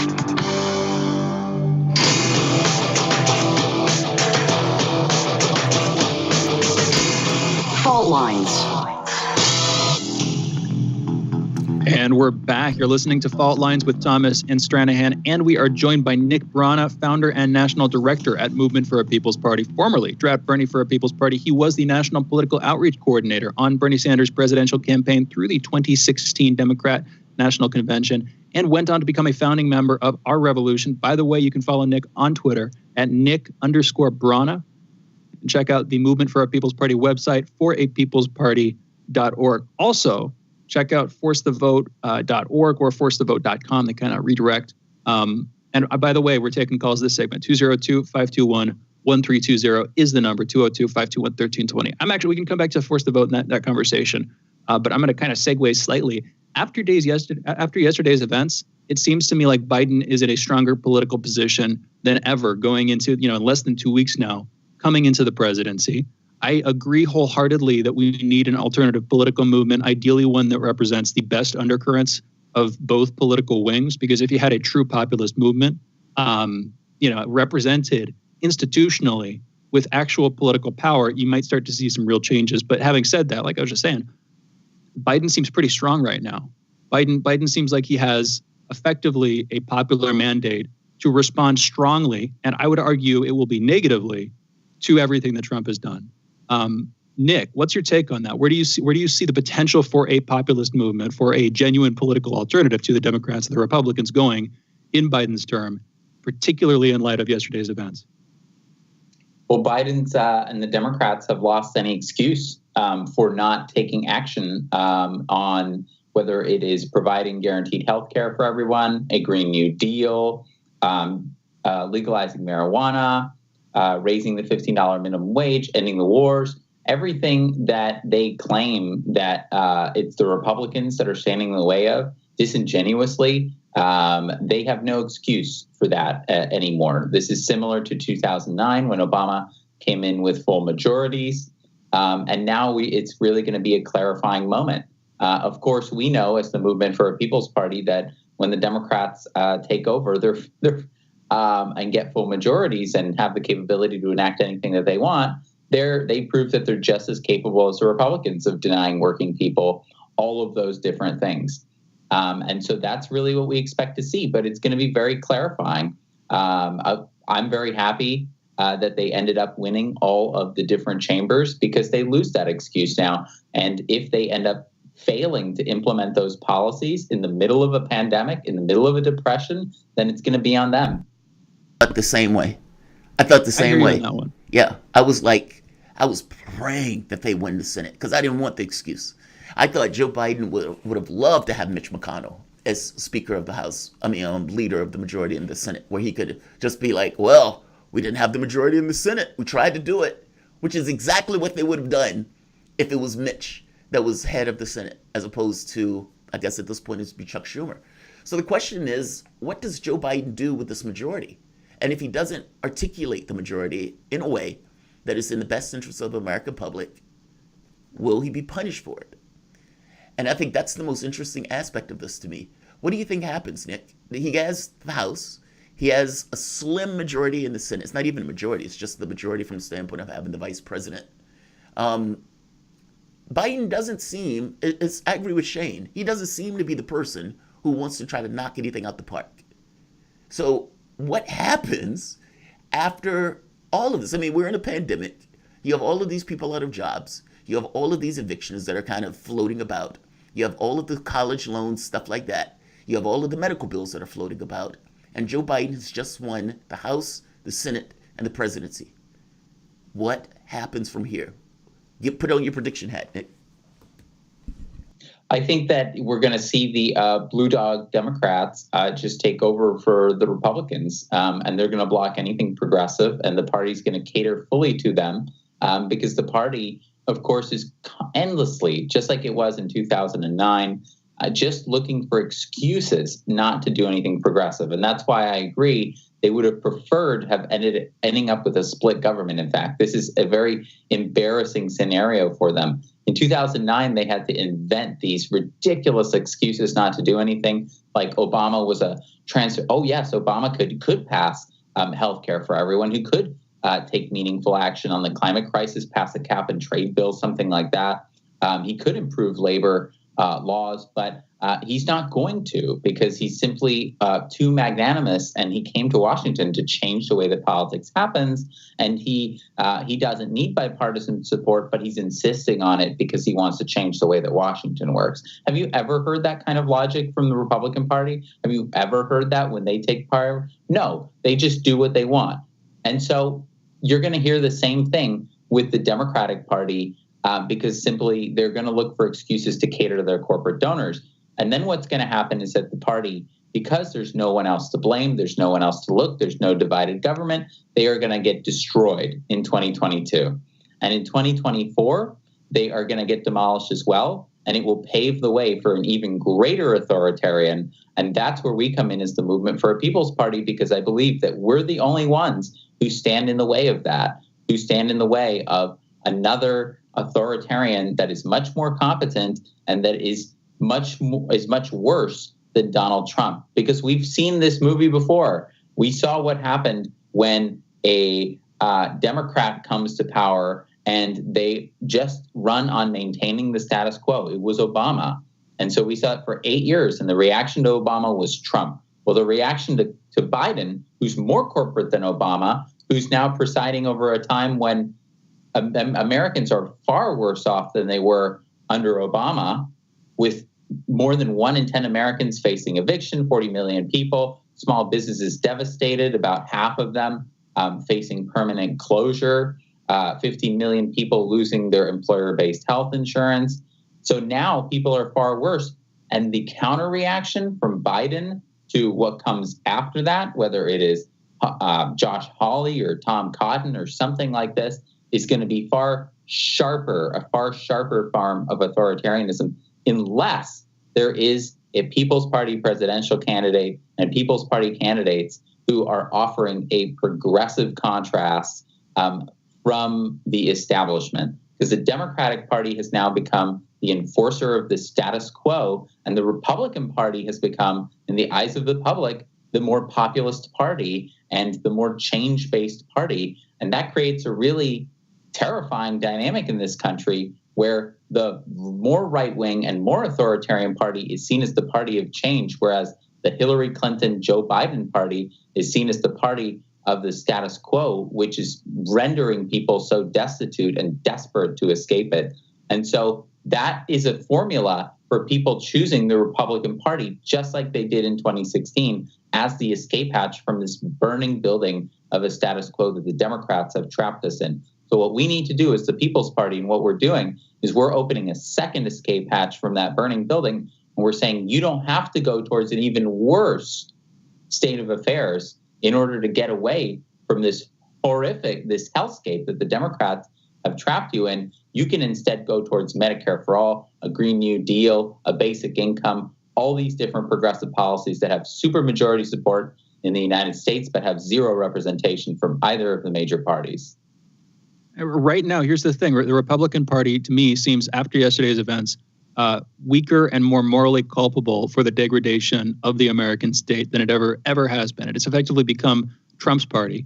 And again, after yesterday, again, Senator Josh Hawley, Republican from Missouri, giving like a fist of power or whatever to the marchers as they were going in shortly before they stormed the Capitol in apparent attempts at insurrection. So they seem weaker than ever. I agree with you that they're, at least currently, they have been seen as the sort of alternative to the political system. Trump literally ran as an opposition figure to the status quo. But I think that right now they're weaker than ever. But here's the thing. What does that look like? Looking forward to 2022 and more realistically 2024, what is your sort of path to victory trying to create an alternative frame for our politics? Nick? Well, we plan on getting on the ballot in all 50 states. We've already registered in Maine. We've filed in Colorado as well. We plan on doing many other states this year. And so I think it's fairly simple. It is all of these different policies that neither of these two parties support that we intend to run on, the ones that I listed. Over the past 15 years, there's been a transformation, a sea change in American politics from membership in the two parties to more independent status. And so we now have a large plurality, close to a majority of Americans who identify as independent rather than Democrats and Republicans, because the two parties have been dissolving into independent status by the tens of millions over the past 15 years. Now you have about 45% of Americans who identify as independent, about 27% who identify with the Democrats and the Republicans respectively. And the same thing you've seen with the support for a major new party in the US, which was 15 years ago at about 40%, and it's now at about 60%. And it's even higher with young people. It's even higher with people of color. So it's even higher with those who are the most, and people who are working class, people who are the most left behind by this system. And so that's, I think, what we have to offer. And that's a majority of Americans. There are issues like getting money out of politics. That's a 90% agreement. There's everybody in the country agrees that money's corrupting politics.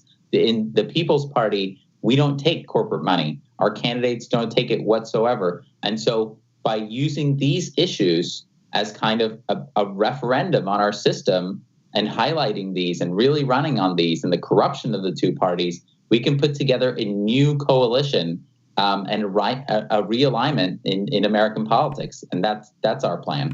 So, Nick, I think one of the reasons that I was so aggravated and maybe demoralized or depressed by the forced to vote stuff is because I don't think there's anybody beyond me or that my want for Medicare for all is second to nobody else's. And I thought to have this devolve into a conversation or a referendum on door just bugged me, because I really did think that it had the potential for something decent.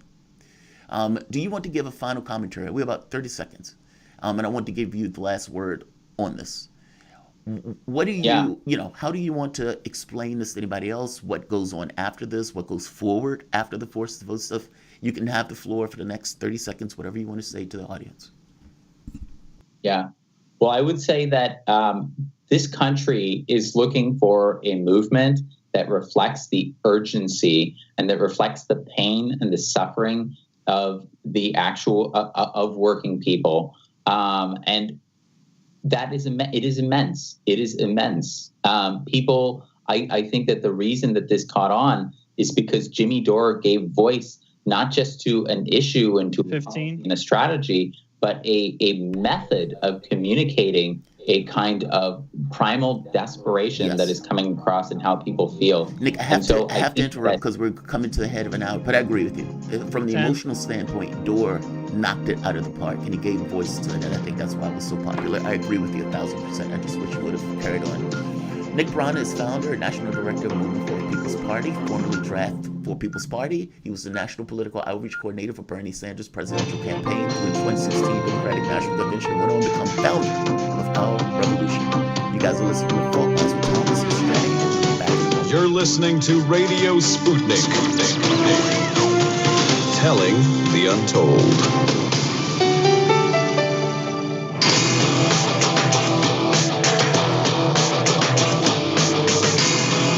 Lines. Live from across our divided country, it is time for our last hour this morning, a desperate morning, I would say, of the most disruptive show in American politics. In the independent corner, I am your political analyst, Shane Stranahan. And in the left corner, I am the indefatigable, the last man on the wall, your political analyst, Jamarl Thomas. And together, we are Fault Lines with Thomas and Stranahan. And I would say desperate simply because there's cause for despair. Anyway, we have headlines here. Let's get into them. Yesterday, a mob of thousands of pro-Trump rioters stormed the United States Capitol during a procedure taking place in the House of Representatives to count the ballots from the Electoral College, confirming Biden's victory. That crowd broke into the building and forced hundreds of congressmen and congresswomen to evacuate. SWAT teams, the FBI, and the entirety of D.C.'s National Guard, that's over 1,000 troops, were sent to the Capitol area in order to push that mob out. And in the afternoon, D.C.'s Muriel Bowser declared a curfew for 6 p.m. local time, with metro services shutting down hours early. 4 deaths have been reported from these events so far, including a woman who was a part of the mob and was reportedly shot in the neck with live rounds by police in the Capitol. Only 13 arrests have so far been reported.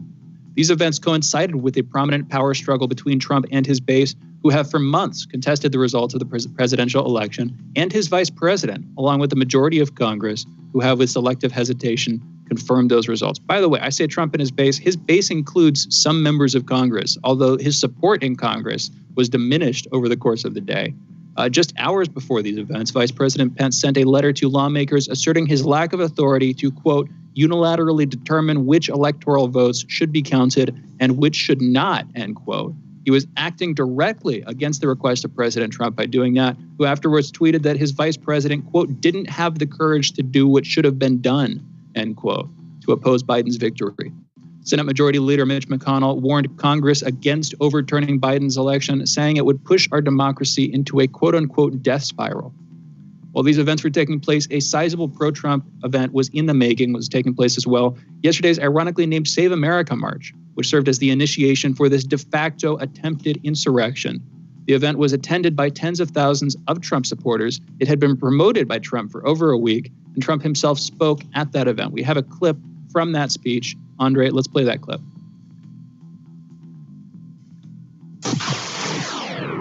We will never give up. We will never concede. It doesn't happen. You don't concede when there's death involved. Our country has had enough. We will not take it anymore. And that's what this is all about. And to use a favorite term that all of you people really came up with, we will stop the steal. And at the end of that speech, it's about a half hour long, at the end of the speech, he called for his followers at the event to march on Congress. They soon after did. His son, Don Jr., also spoke at the event, telling members of the GOP this. If you're going to be the zero and not the hero, we're coming for you, and we're going to have a good time doing it. We're coming for you, and we're going to have a good time doing it. And the president's lawyer and former NYC mayor, Rudy Giuliani, the most prominent member of the president's legal opposition to the election, said this while speaking to the crowd. Over the next 10 days, we get to see the machines that are crooked, the ballots that are fraudulent, and if we're wrong, we will be made fools of. But if we're right, a lot of them will go to jail. So let's have trial by combat. Let's have trial by combat. Within hours of those words, thousands had stormed the largely unprotected perimeter of the Capitol building, pushing quickly from its periphery to its steps before breaking into the building itself. Representatives counting the ballots in the House chamber were interrupted. They had to interrupt their session. They were told to put on gas masks in anticipation of a potential chemical threat. Then they were evacuated from the Capitol as crowds of pro-Trump rioters stormed both chambers of Congress. Reportedly, I mean, you can hear in a lot of the live streaming people banging on the windows of the Capitol trying to get in. They couldn't tell from inside the chamber whether those were gunshots or whether it was just folks trying to break in. Turns out it was just folks trying to break in for the most part. This series of events was recorded widely by live streamers attending the event. Among other things that happened, a woman who had entered the Capitol was shot in the neck, later to die. A man wearing bull headgear and American flag-colored face paint mounted a dais in the United States Senate floor in a widely publicized photo op. Police used tear gas on rioters, and rioters used fire extinguishers as impromptu smoke grenades, and the crowd lingered, chanting and rampaging through Congress for hours, looting federal property and raiding the offices of members of Congress, largely unrestricted by the police. Over an hour after this riotous breach began, House Speaker Nancy Pelosi and Senate Minority Leader Chuck Schumer called on President Trump to, quote, demand that all protesters leave the U.S. Capitol and Capitol grounds immediately, end quote. As of then, Trump had only tweeted asking the crowd to remain peaceful. Not long after that, President-elect Biden spoke for about 10 minutes, a few bits of which I'm going to ask Andre to please play now. Let me be very clear. The scenes of chaos at the Capitol do not reflect a true America, do not represent who we are. What we're seeing are a small number of extremists dedicated to lawlessness. This is not dissent. It's disorder. It's chaos. It borders on sedition. And it must end now. I call on President Trump to go on national television now to fulfill his oath and defend the Constitution and demand an end to this siege, to storm the Capitol, to smash windows, to occupy offices, the floor of the United States Senate, rummaging through desks, on the Capitol, on the House of Representatives, threatening the safety of duly elected officials. It's not protest, it's insurrection. It's insurrection. And shortly after that, President Trump released a short taped clip on Twitter in which he said this. I know your pain. I know you're hurt. We had an election that was stolen from us. It was a landslide election, and everyone knows it, especially the other side. But you have to go home now. We have to have peace. We have to have law and order. We have to respect our great people in law and order. We don't want anybody hurt. It's a very tough period of time. There's never been a time like this where such a thing happened, where they could take it away from all of us, from me, from you, from our country. This was a fraudulent election, but we can't play into the hands of these people. We have to have peace. So go home. We love you. You're very special. You've seen what happens. You see the way others are treated that are so bad and so evil. I know how you feel. We love you. You're very special. Twitter has since removed that video along with several other tweets from Trump, blocking his account for 12 hours and noting that future violations of its rules, including its civic integrity or violent threats policy, would result in his account's permanent suspension. All living former presidents have condemned this series of events, with Obama saying this had brought, quote, great dishonor and shame, end quote, on his country. British Prime Minister Boris Johnson called the events disgraceful, and French President Emmanuel Macron cautioned against the use of violence to overthrow an election, calling the events un-American. Trump's cabinet is considering impeachment. Representative Ilhan Omar is drawing up articles of impeachment, and there are many calls for Pence to invoke the 25th Amendment post-haste. Representative Cori Bush said she's planning to introduce a resolution calling for the expulsion of those, quote, Republican members of Congress who have incited this domestic terror attack, end quote. Deputy National Security Advisor Matt Pottinger has resigned following the events, along with former White House Press Secretary and the First Lady's Chief of Staff, Stephanie Grisham, as well as the White House Social Secretary and a White House press aide. Hours later, after the crowd had been cleared from the Capitol, Congress reconvened to certify the election results Wednesday night, continuing that process into Thursday morning. Despite diminished protest coming from a shrinking group of Republicans who contested the results in Arizona and Pennsylvania, hours later, Congress confirmed Biden's victory to muted applause from the Democrats. At one point, Representative Connor Lamb criticized House Republicans for their role in abetting the events of the day before, saying they were, quote, inspired by lies, the same lies that you're hearing in this room tonight, end quote. Him saying that reportedly nearly led to blows between a small group of Democrats and Republicans. After the results were confirmed, the Senate chaplain said a prayer lamenting, quote, the desecration of the United States Capitol building, the shedding of innocent blood, the loss of life, and the quagmire of dysfunction that threaten our democracy, end quote. Early this morning, Trump said that even though he disagrees with the results of the election, that, quote, nevertheless, there will be an orderly transition on January 20th, end quote. This comes as on the same day, at least 3,963 new coronavirus deaths and 255,730 new cases were reported in the U.S. yesterday. That makes it the deadliest day yet in terms of COVID deaths. A couple of other quick headlines here. Joe Biden will nominate Merrick Garland as his Attorney General pick. Merrick Garland, probably remember, was the Democrats' pick for a replacement to Justice Scalia back in 2016. Republicans denied that pick. Jon Ossoff has been declared the victor in Georgia's second runoff race, giving Democrats the Senate effectively. It's 50-50 at this point, but Vice President Kamala Harris will have the deal-breaking vote. And weekly jobless claims numbers have been released with the total of 787,000 for the week ending January 2nd. That came out this morning from the Labor Department.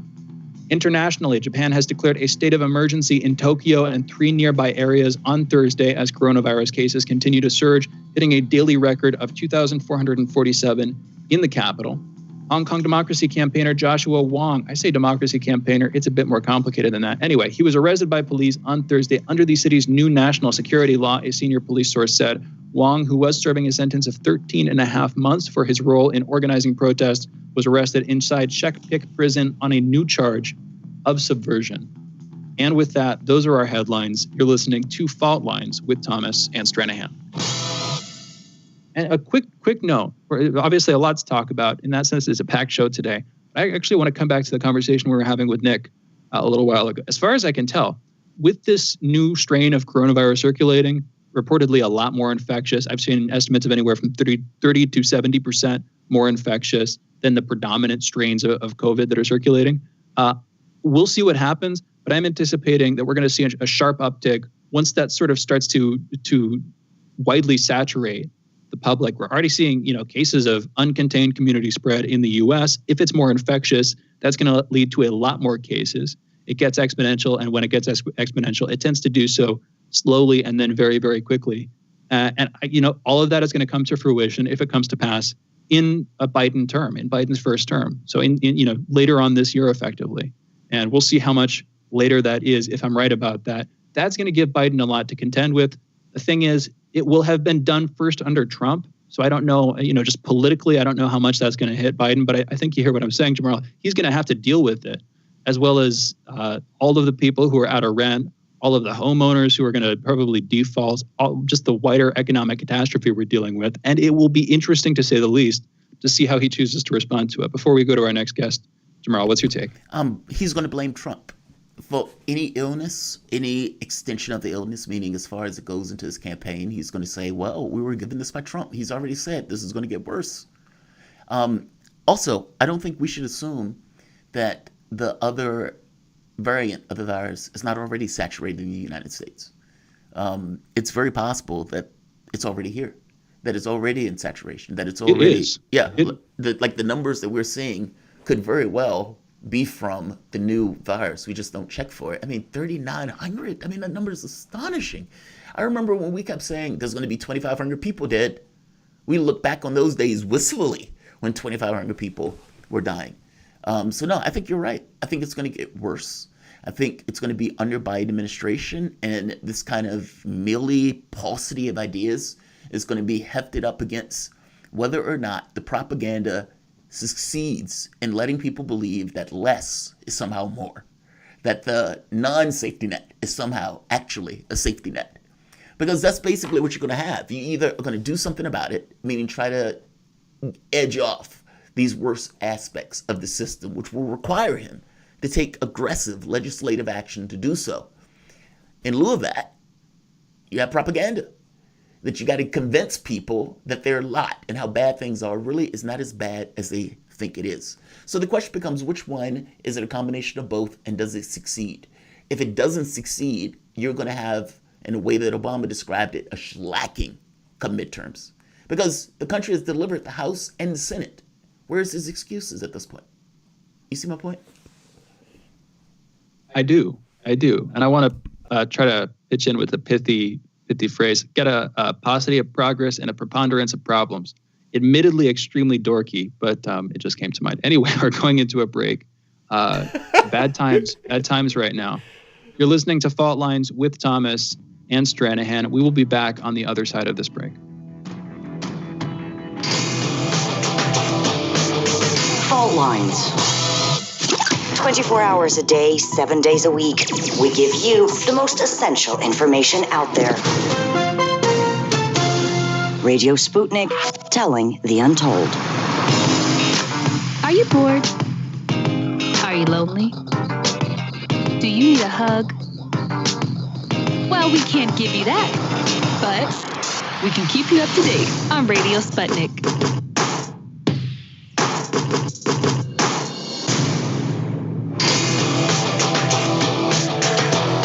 No guest. Fault Lines. Welcome back to Fault Lines on Radio Sputnik. My name is Jamarl Thomas. I'm joined by my co-host Shane Stranahan, coming to you live out of our station in Washington, D.C.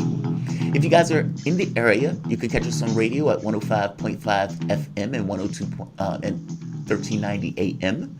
We're also in Kansas City at 102.9 FM and 104.7 FM. If you're digging what Shane and I are putting down, whatever platform you're consuming this content on, give us a like and share that audio or video. Also, make sure you're subscribed to whatever that platform is. Hit the like or the subscription button. You can also join in on the conversation with a chat, a tweet, and of course, by phone at 202-521-1320. That is 202-521-1320. We'll be taking calls at the end of the hour. Shane, we're waiting on Richard Wolff, but before Richard Wolff gets in, it's something about Brana. I didn't want to come across as if I was attacking Brana. That's not it. I am so on board for the Medicare for All stuff. It is insane. As somebody who's nearly died twice, as somebody who's been without insurance after a transplant failed, as somebody who has just had a grandmother pass, and because of the lackluster social safety net, having family that couldn't take care of her monetarily, so basically had to exhaust themselves, or in this case, I had to intervene to try to help. There's nobody that wants Medicare for All more than I do. And so when the conversation drifts off of Medicare for All into a referendum on DOOR, it is aggravating. Because to me, the referendum on DOOR never had to take place if the thing was put and explained in a particular way. And so talking to Brana, that comes out, right? I mean, it's like, I want this thing to work. I wanted them to push for us to vote, and the reason against it. He's on.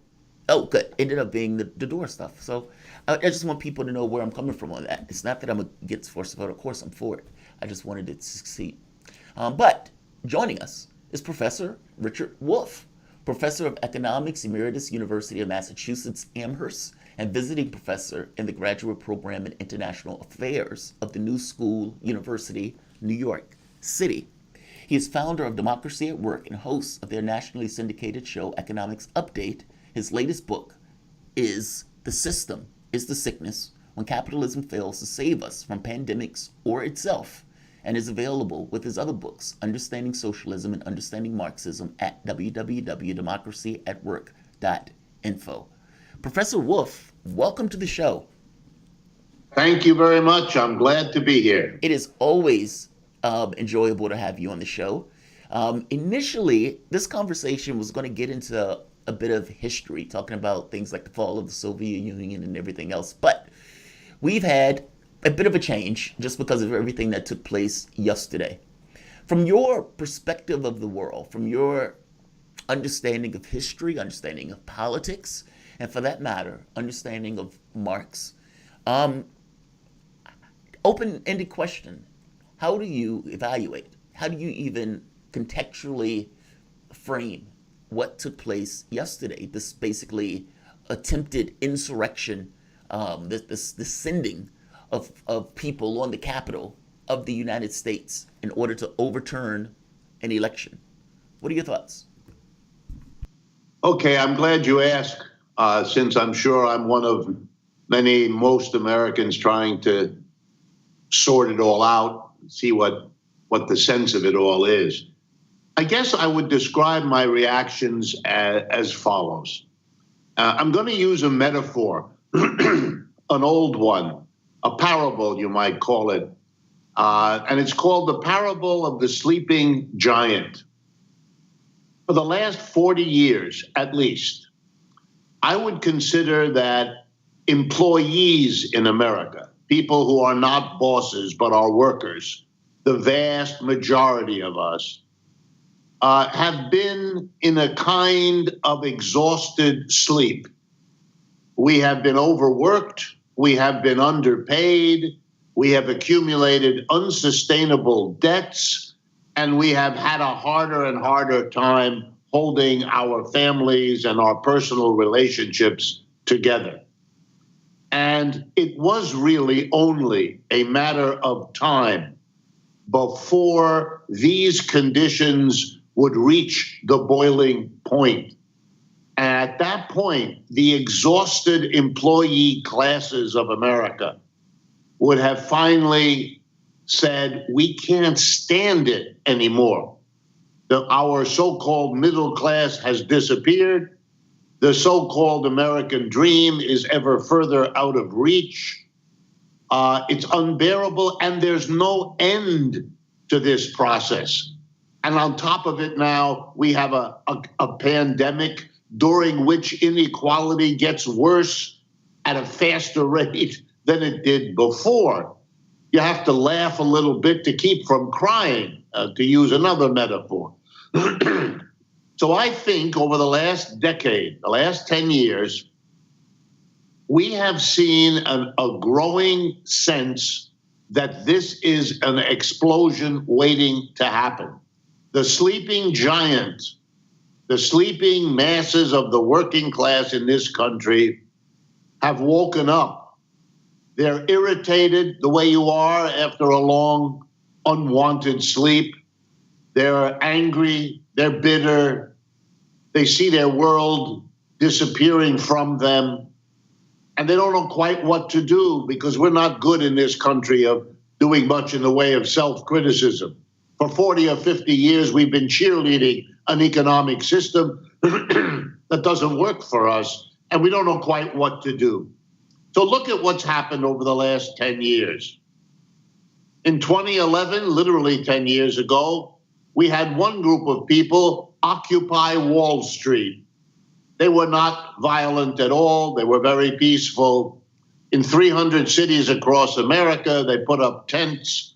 Folks will remember in the downtowns of many American cities to protest what they then said was the gap between the 1% and the rest of us, a gap that has grown steadily worse since they made that point 10 years ago.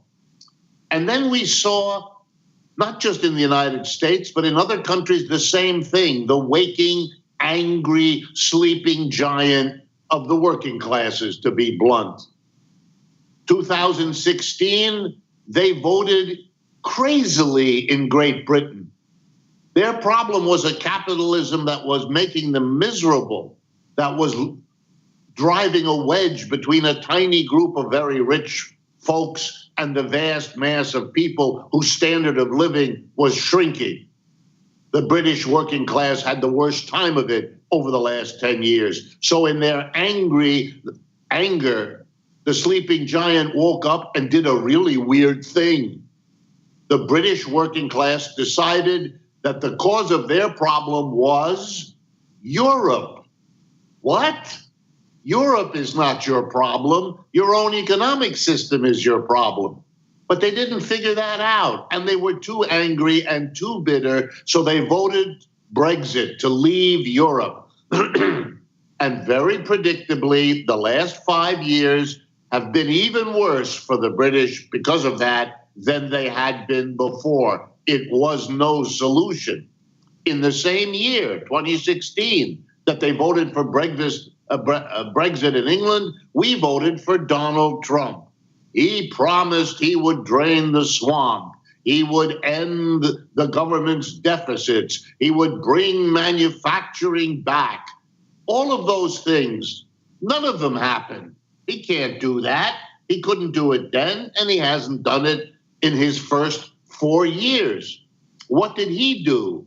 He focused the upset and anger of the waking giant on foreigners, just like the British, only it wasn't Europe. It was immigrants, poor folks from Central America on the one hand, and the far distant Chinese on the other.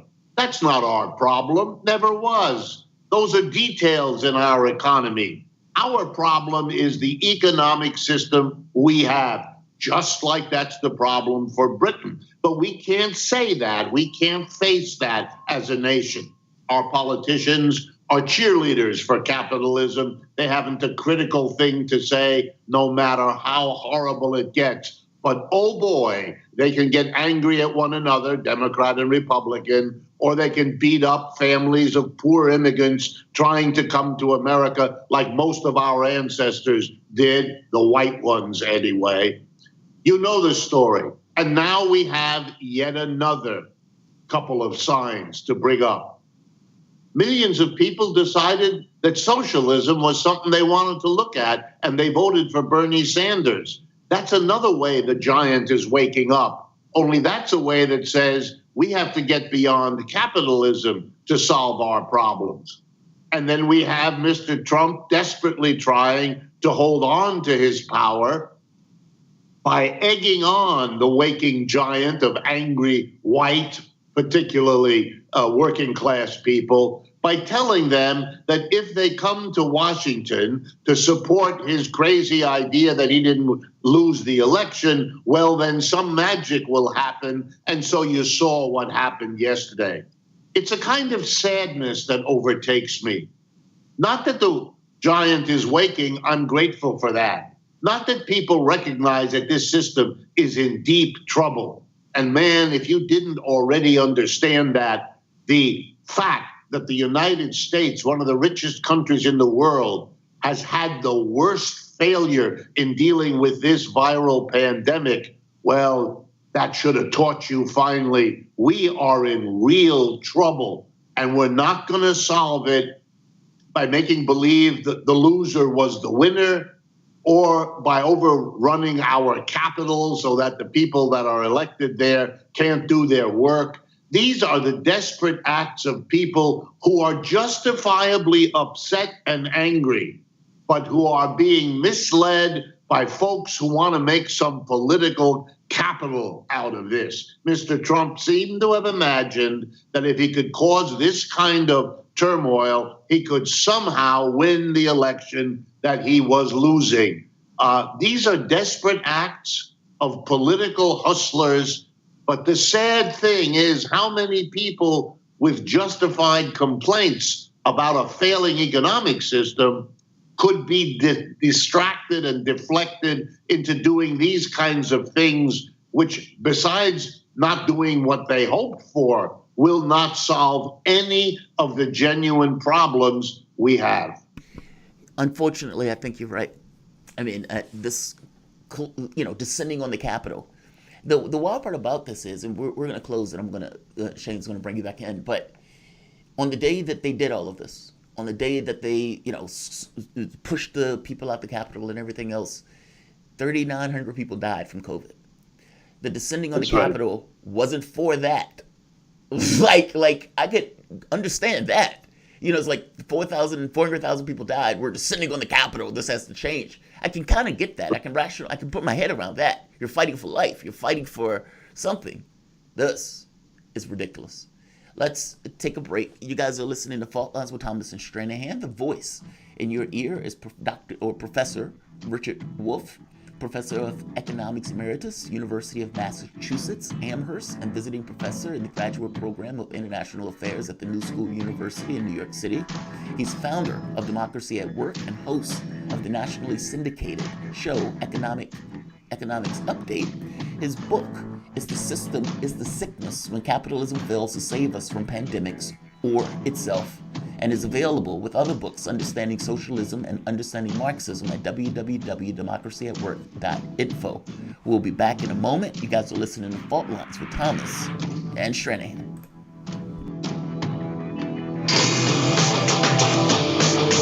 Fault lines. Tough questions are the most powerful weapon we have. As long as you have questions, we'll keep asking.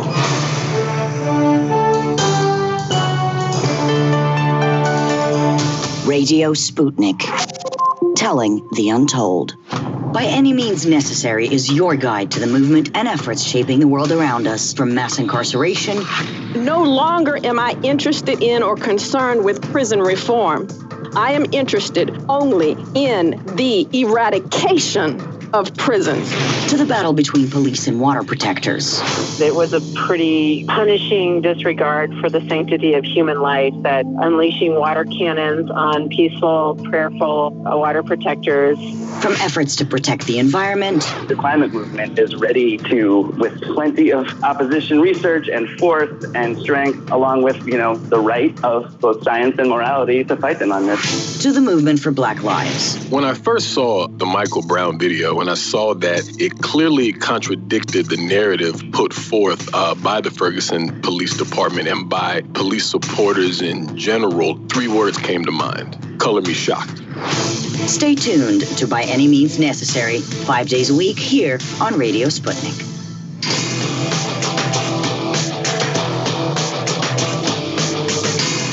Fault lines.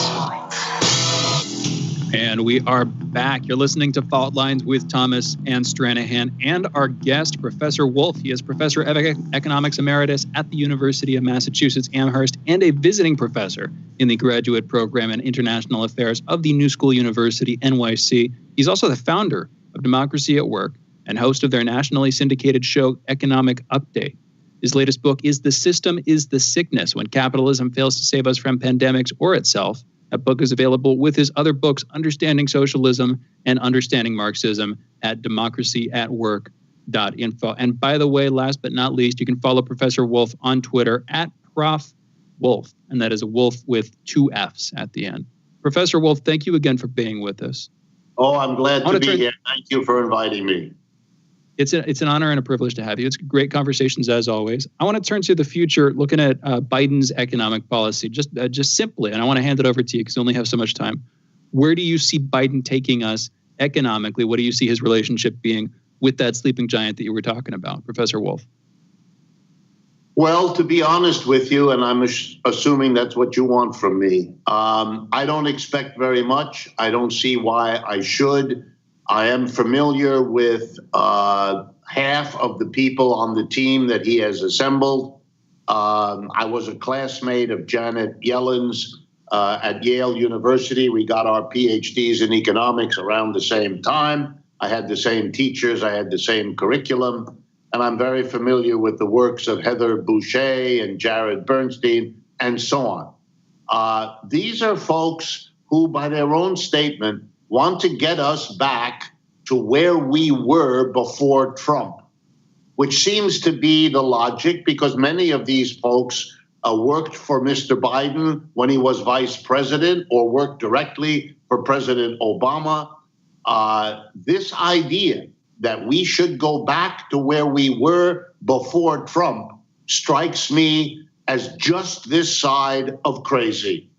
We got Mr. Trump up to and including the craziness yesterday because of the track we were on, the road we were on, the process of the economic system we have that was in place for years before Mr. Trump arrived. He didn't create the conditions that made it possible for him to become president. Those conditions created him and his presidency. So to go back and reconstruct them as if somehow what the Trump phenomena was some weird aberration, some mutation that came from outer space or something like that, strikes me as a terribly fundamental kind of error.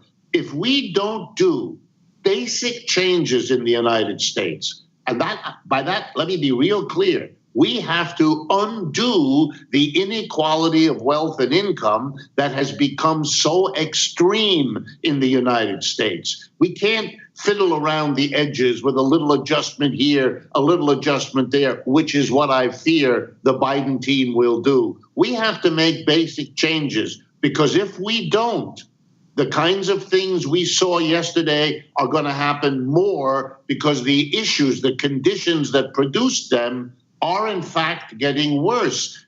And let me drive it home one more way. We are now facing this threat of a terrible, terrible illness, the pandemic, the virus, COVID-19, etc.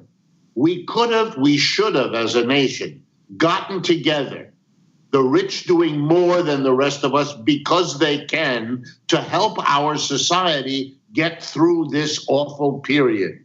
We didn't do that.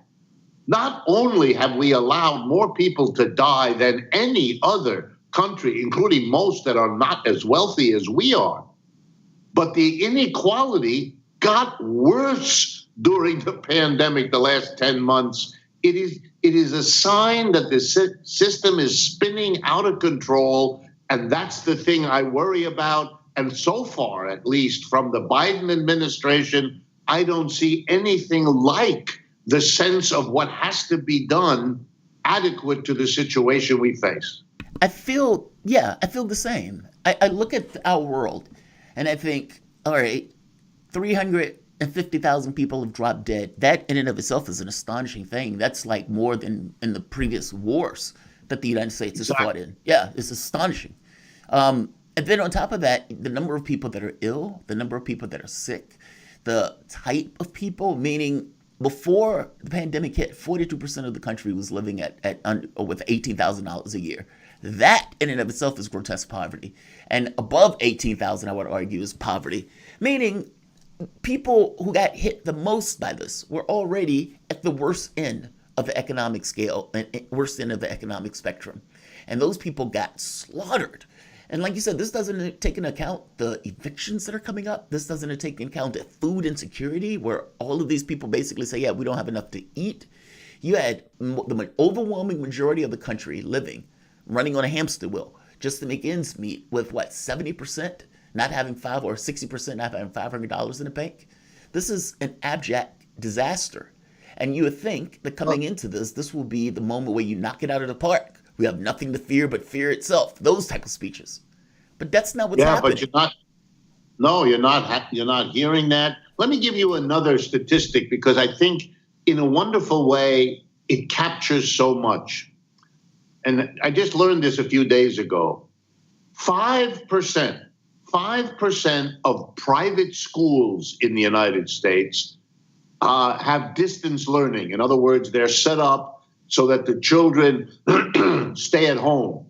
Now, I've been a teacher all my life. I can assure you, I'm confident of not that many things, but this I'm confident of.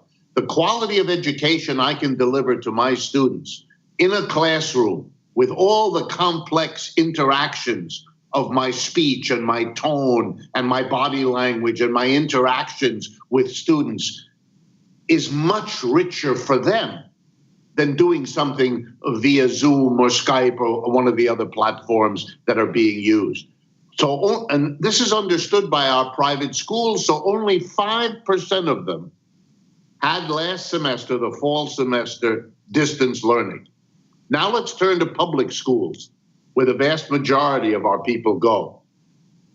64% of them were not in person. They were using distance learning. Now, to say it in simple English, you have maintained most of the quality of education for those rich enough to pay to go to a private school. And you have hobbled the education of the majority of the working class boys and girls that go to our public schools. This is further going to undermine any chance of overcoming the inequalities of wealth and income that have to be addressed. It's in a way showing that by not discussing this, by not making this an enormous public issue, which the Biden folks simply haven't done, you're not getting at the level of problem you have if you're going to prevent yesterday's events from being a foretaste of much more to come. A lot more is to come. We agree on that. We agree on that wholeheartedly. What would it take? It's not going to happen under Biden. And if yesterday gave us any indication of what's to come, a lot worse than Biden is going to come after Biden. And, you know, it will accelerate what he's going to do in his administration, the worst effects in terms of the growth of the national security state, you know, not necessarily the topic of the conversation. So I'm not going to fixate on that. And arguably the day itself was enough of a tragedy, but I would say it's going to inaugurate, so to speak, much worse when that comes. But what will it take? What would it take if, you know, assuming that things are going to get worse before they get better, what would cause things to start to get better, Professor Wolf? Well, let me tell you what I think is the basic problem. And I'm sure that it's part of it. It may not be, you know, you may not emphasize it the way I do, but I think you have to go to the foundation of how we get this kind of inequality that leads the rich to be so rich, that leads the rich to understand how vulnerable their wealth is, so they need to use a part of their money to control the political system, so the fact that we all vote can't be used to undo the inequality of the economy, all of that, which we've discussed before. The way you have to get at it is you have to change something very basic in our society, and that basic thing is the way we have organized the workplace, the factory, the office, the store, wherever we work. There is an arrangement there that we should never have adopted. But okay, we did it. Now we're going to have to pay the price of undoing it. Here's what I mean. In every one of our workplaces, with very few exceptions, a very small number of people make all the key decisions. The owner of the business, the board of directors if it's a corporation, the major shareholders. These are tiny groups of people, very small minorities in comparison to the employees who are the vast majority in every business. Okay, those few who make all the decisions, they're the ones who decide what the workplace produces, what technology it will use, where the production will take place, and what will be done with whatever profits this business generates. And to surprise nobody, those people at the top tend to give themselves outsized shares of the net product of this enterprise. They use their power for themselves, putting them in the position of enriching themselves, which they have done, and keeping that wealth from the mass of people, which they have done. And as a result, if you don't change that, if you don't stop that dynamic, you're going to see it continue, and we're going to all live with the consequences of that. This, for me, is the argument why, and I'll use the language I like, democracy has to finally come not only in the neighborhood where we live and vote, but into the workplace where we spend 5 out of 7 days of the week, the best hours of those 5 days, we're at work. And if that's the reality, and if democracy is what we believe in, I think we ought to democratize the enterprise. And here's what I'm confident of. If we had a democratic way of deciding who gets paid how much money, we would never give a handful of people, the $200 billion that Jeffrey Bezos sits on versus the vast majority of Amazon employees who can't pay for their kids to go to college. That's not going to happen, and we wouldn't then have the kind of society ripping itself apart that we have now. Professor Wolf, we're out of time. Thank you for joining us. Thank you very much. For those listening, that was the voice of Professor Richard D. Wolf, Professor of Economics Emeritus at the University of Massachusetts Amherst, and a visiting professor in the Graduate Program and International Affairs of the New School University, NYC. He is the founder of Democracy at Work and host of their nationally syndicated show, Economic Update. His latest book is The System is the Sickness: When Capitalism Fails to Save Us from Pandemics or Itself. That book is available with his other books, Understanding Socialism and Understanding Marxism, at democracyatwork.info. You're listening to Fault Lines with Thomas and Stranahan. We're taking calls on the other side of this break. 202-521-1320 is the number. We'll be back in just a minute. Fault Lines. We are talking 24 hours a day, 7 days a week. You are listening. We give you the most essential out of the endless information space. Radio Sputnik, telling the untold. Stuck in traffic? No problem. Stay informed. Stay tuned to Radio Sputnik on 105.5 FM or 1390 AM in the Washington, D.C. area. Need more? Follow us on Facebook or check us out on SputnikNews.com.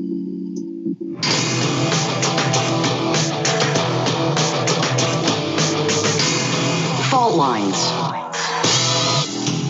And we're back. You're listening to Fault Lines with Thomas and Stranahan, and we are taking your calls. The phone number is 202-521-1320. Our phone lines are open. We have Tarif calling in. Oh, I guess he dropped. Stedman. Let's go to Stedman calling in from Detroit. Stedman, you're on the line. What's going on? Hey, so I want to plug the Freedman Collective. We had a new episode drop Tuesday, every other Tuesday. Okay, I got 2 points. So the first thing, I kind of thought this would have died down by now, but Jamarl said this was going to be a hill that he dies on. So I just want to be here to drop flowers on the grave every so often because, I appreciate his contribution to the left political space. But when you look at how he's framing the situation as yelling at allies or having vitriol for allies, I need to understand how he determines what an ally is. Because just because AOC says she supports something with her words doesn't make it true. As we can see from her actions and from the actions of other members of Congress who support. I mean, Joe Manchin says he's a Democrat. He votes for Republican. He votes with Republicans. Okay, so for example, Jamarl called Liz Warren a snake. Liz Warren and her supporters call that sexism. Is that vitriol for Jamarl to say that to her? She's an ally. Bernie says she's a friend, right? Is that vitriol? He called Michael Brooks Sam Cedar's work wife. Now, Michael Brooks, as far as I know, did not have a wife. Is that vitriol to, in my opinion, it's making the assumption that they have some kind of homosexual relationship. Now, whether that's in jest or not, is that vitriol? Michael Brooks was a Marxist.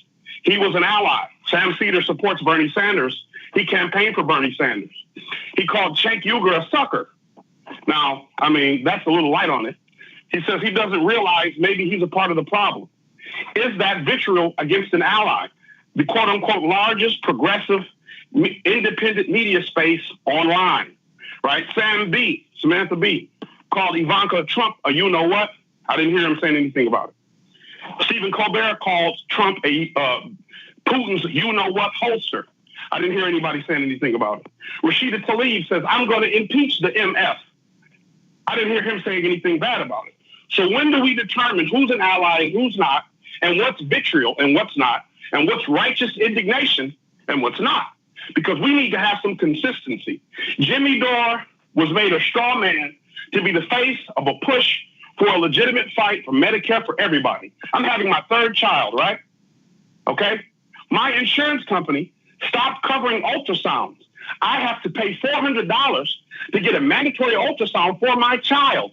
My oldest daughter has $7,000 of debt in her name. She's 5 from being born. They charge you $1,000 to hold your baby in the hospital. My second child has $5,000 of debt to her name for being Hey, you born. can't, real quick, Stedman, I do not mean to cut you off here. I get where you're coming from. We can't curse on the radio. FCC will come down on us. I really don't mean to cut you off. Honestly, you have a lot of room to speak from there. Please continue. But the second point I'd like to make, okay, as far as this revolution, or whatever they call it, I think a revolution is a gross overstatement. What we have is a country. My grandmother used to say this: if you play with the puppy, he'll lick your mouth. And this is what America has to deal with today. You have allowed people, white supremacists, right, the Trump supporter, the police supporter, military supporter, to run amok. Black people have been standing in the street since 2013 with their arms up saying we want equality and justice and stop shooting us in the back. And they called us thugs. Obama called us thugs. Colin Kaepernick took a knee in silence. And they called him a thug. Ruth Bader Ginsburg said he was stupid for doing it, for standing up for equality. And you expect me, as a black man in America, who has, my people have been fighting for equality for 400 years, to be concerned while America burns. If we can't have justice, if my people can't have justice and equality and freedom, give me chaos. Give me chaos for everybody. Because we have had to carry this burden for 400 years. We have had to deal with this for 400 years, with curfew, with lockdown, okay? We have lived, black Americans have lived in a fascist country for 400 years. We have lived under this type of surveillance, right? Fighting for equality. Every black leader in America has been killed by its own government. I don't have time for it. I don't have any sympathy for anybody. That woman who got shot, that was her fault, okay? I couldn't have made it. When I went to D.C., I stepped over the fence. It was a chain link fence in front of the White House, behind the big metal fence. I stepped over that, and the Capitol police officer popped the button on his gun holster to point his gun at me, okay? She got shot in the Capitol, tearing stuff up. That's not my problem, okay? I was 20 years old. I'm at the Capitol, and I didn't understand what the big deal was. So I just stepped over the chain link fence to get a better view. He popped the gun on me and pointed his gun at me and told me to back off. And you see police officers letting these people inside the Capitol? That's not my problem.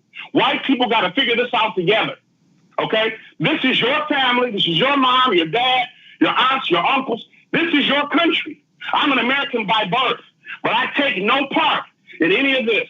Let them fight their own squabbles. Let this oppressive, imperialist nation, which George Bush headed, which Obama headed, which Clinton headed, which all of them headed, who have now the nerve to say this is not their country. This is the country they built. This is the seeds that they have sown. Okay? Malcolm X said it when Kennedy got shot. The chickens are coming home to roost. So let us hope that they all come home today. Let us hope that for the next 4 years, this country sees a righteous revolution that they never expected to happen. Because the people are fed up. I am fed up.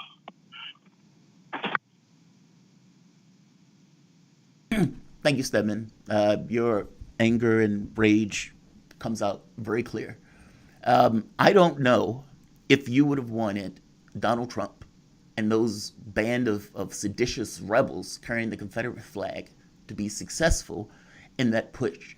At the end of the day, that would not have turned out beneficial for you, despite their anger and rage. Look, I agree with you that I could be considered part of the problem that I am complaining about. That is a fair point. I have called Cenk Uygur a sucker because Cenk Uygur was basically pushing Russiagate for God knows how long. He did believe that Donald Trump was being controlled by Vladimir Putin. This is after everything fell apart. He was pushing Elizabeth Warren, who was acting like she was pushing the Medicare for All program. She was not. So yeah, I'll call him a sucker. I think that's light in all the grand scheme of things of what I could have called him. Is that vitriolic? Yeah, depending upon a subjective opinion, it is. Did I call Elizabeth Warren a snake? Yes. Do I still call her a snake? Yes. Because there are certain characteristics that Elizabeth Warren had that went after it. Is that vitriolic? Yes. Do I consider her an ally? No. I do not. I do not. You can say it's subjective. You may. But if somebody is taking super PAC money and attacking my guy and seem to be in it explicitly to attack my guy, no, I don't consider that person an ally.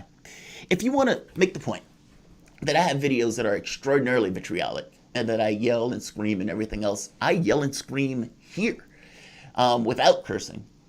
I think the point I'm trying to make is that if you really do indeed believe in Medicare for all, and again, this is a straw man bringing up your kids and everything else, you certainly can't believe that me, who had medical history going back to when I was basically a child and had a parent who was poor the entirety of their life, that you need to make the argument to me about medical bills. Are you serious? And this is exactly my point that you guys fundamentally miss. You can agree with the premise of force the vote. You can agree that they should have pushed Medicare for all out. You can agree that AOC and the members of the squad dropped the ball. You can agree with all that. And it's still insufficient. You're calling on this radio station, flipping out, rageful, that I make the point that if you're trying to get a political objective accomplished, that yeah, you have to dance between the raindrops sometimes. Yes, that the person who's your ally is not going to agree with you on everything, even if they agree with you on the Medicare for all stuff. Maybe they don't agree with each and every way that you're going about doing it. And that, in and of itself, does not make them a non-ally. It's nonsense. Either you believe in a revolution, which the political thing is besides the point, or you believe in some level of reform, or for that matter, you believe in trying to get stuff across the finish line. I tell you this, any legislation that you're trying to accomplish, any change in society that would need to be instantiated will have to be done so in law, which means, by definition, you would need people on your side in the legal apparatus. Again, that's assuming that you're talking about some legal process. You can have people, just like Trump men, descend the walls of the Congress and descend the walls of the Capitol and see where that gets you. That doesn't necessarily turn out all that well for left-wing movements. I'm telling you this. Now, look back at history. Look at what happens to left-wing movements when mobs take over in this way. I hate to tell you this, but recounting your medical bills, all of those things gets across my point and how many of the people miss the fundamental point. You believe that people are entirely against you on the force to vote stuff. And then to use the language like, oh, this person says this or that, to undermine the attacks, to undermine what was being said in regards to AOC and the way that Doors was acting. The very fact that we're sitting here having a conversation about Dore right now should get across to you that perhaps the point was missed. That if the point was really healthcare, then the language and the attacks should have been cut in a way where people wouldn't necessarily use Dore as a referendum to scuttle all of this. My aggravation with this is the force to vote thing was legit, but it was undermined in the way it was pushed. Brave from ATL. What's going on, Brave?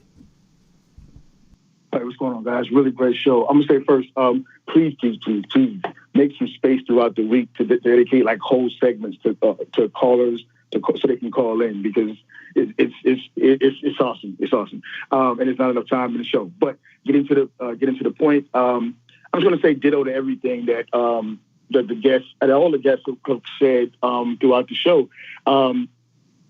Except for I'm going to make a few points. Except for with Bronner, my question to him, I wanted to call him earlier, would be they're basically doing the same thing that the Green Party did, right? I mean, so unless they can find a way to appeal to not only disaffected Democrats, but disaffected Republicans and independents, they're just going to basically be sucking votes away from the Democratic Party. Because Brave, if you think about it, Cornel West backed the People's Party, went to talk to the virtual thing, and then voted for Joe Biden.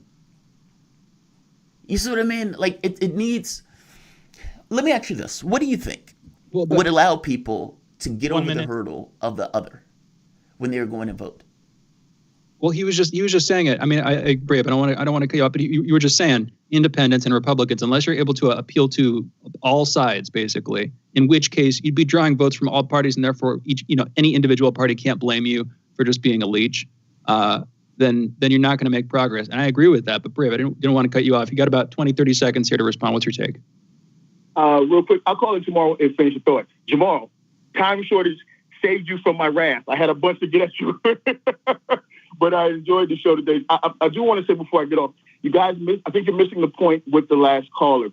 His rage is the total sum of all of the pain that he's feeling, like everybody. I don't support the politics of the people yesterday, but the energy and the rage, I do. But I want to go into it more because I feel like what we really saw yesterday was a psyop. I really feel like it was a psyop based on how we've seen our CIA handle things in other countries. Regime change. Brave, I hear you. We're out of time. I want to say I do not having seen that. I do not see that having been the case. We're going to have to come back to that. Let's talk about that more later. Brave, thank you for the call. Thank you for a great show, folks. Thank you to our guests for joining us. Thank you, Jamarl, and thank you for listening and for calling. And we will be back tomorrow. Have a great day. Signing off. Fault Lines with Thomas and Stranahan.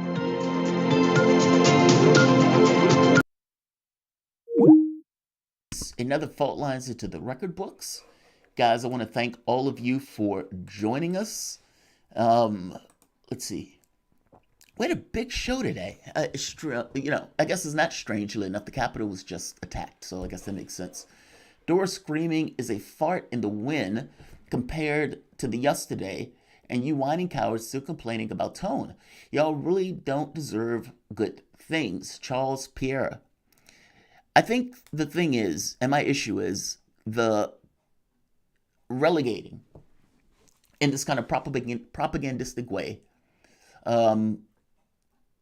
vitriolic attacks as quote-unquote tone. Whether you realize this or not, it's the fact that we're having this conversation about it undermines it.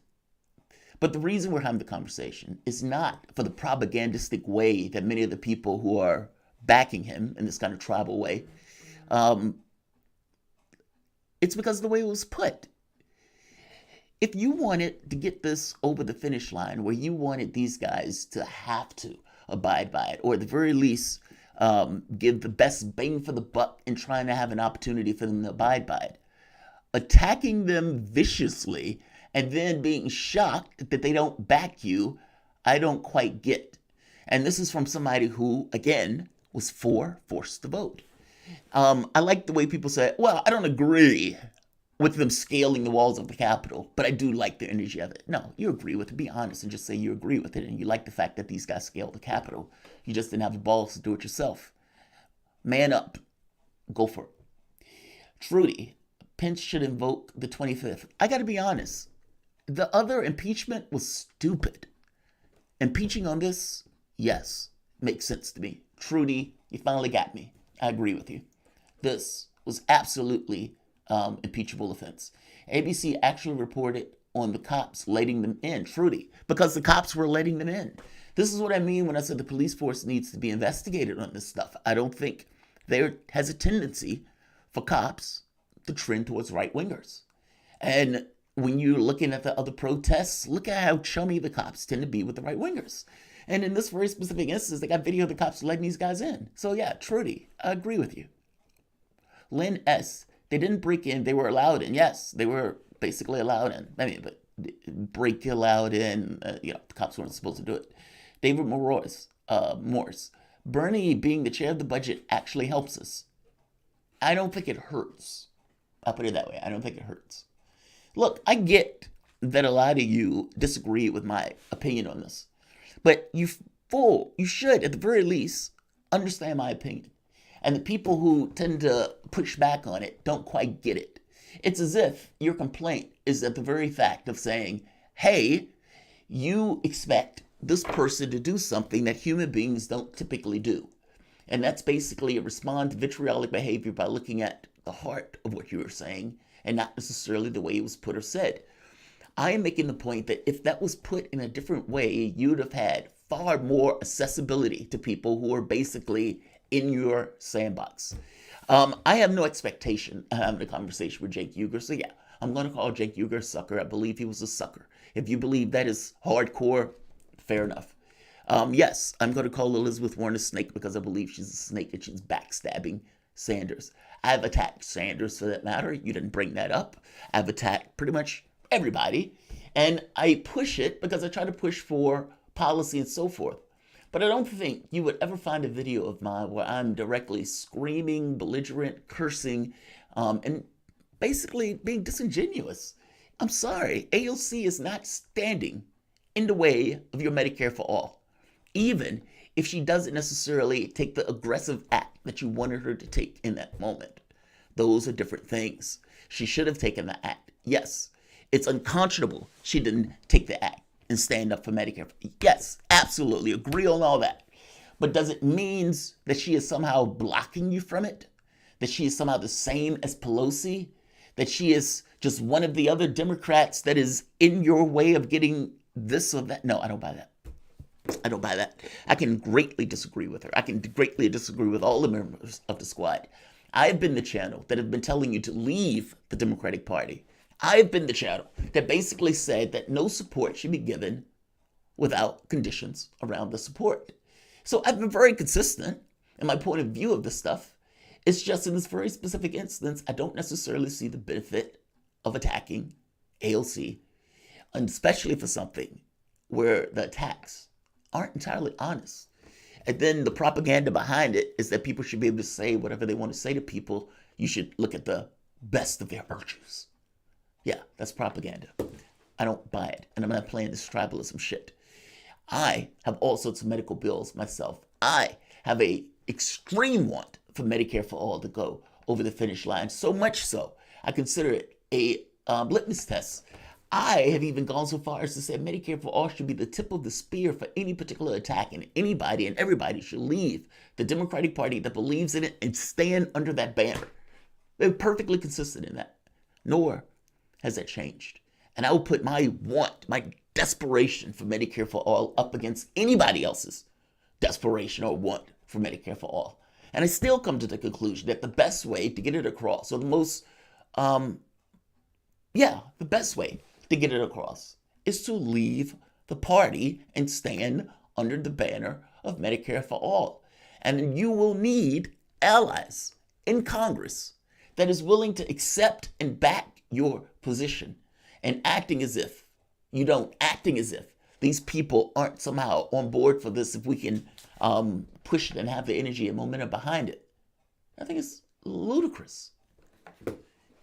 Say what you want about AOC. I have plenty of videos going after AOC, especially for this imperialism nonsense, or this nonsense where she didn't necessarily figure out what her position was on Israel and Gaza, or for that matter, even going after her for the Venezuela stuff and the Juan Guaido stuff.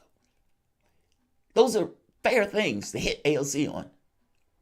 It is disingenuous, bordering dishonest to say that she's stopping you or she's standing in your way of Medicare for all. You can be mad at her, you can be pissed off, you can be all that stuff. That's dishonest. Like, share, and subscribe. If you guys want to counsel me over that opinion, have at it. Thanks all. Okay, wait, there's a super chat I want to answer. Do you think the force to vote revealed a lot of people not doing what they were supposed to do to be about on the left? So it depends. Like, let me just be bluntly honest. Bluntly honest. Take it how you take it. My biggest issue with the force to vote stuff wasn't the politics. If you remember, I agreed with the politics. I have like 6 videos agreeing with the politics. I've fought with Shane over the politics. Making the point that this is a great idea. This idea should be pushed. Force to vote is awesome. You should push the political leaders. You should have leverage. You should draw a line in the sand. These guys have been attacking you relentlessly. You need to behave in kind and balkanize yourself and use that as your pillar to fight from. I've said all of those things. I've debated people who were against force to vote, even on this channel. So you will never find any video of me being against force to vote. You would never find any video of me arguing against the politics. Every video that I've done on force to vote that has been on behalf of it has been a fighting for the politics of it, has been a fighting for people who are backing it, has been fighting for the policy ideas that were backing it and the reasons behind it. I have been an advocate for this policy.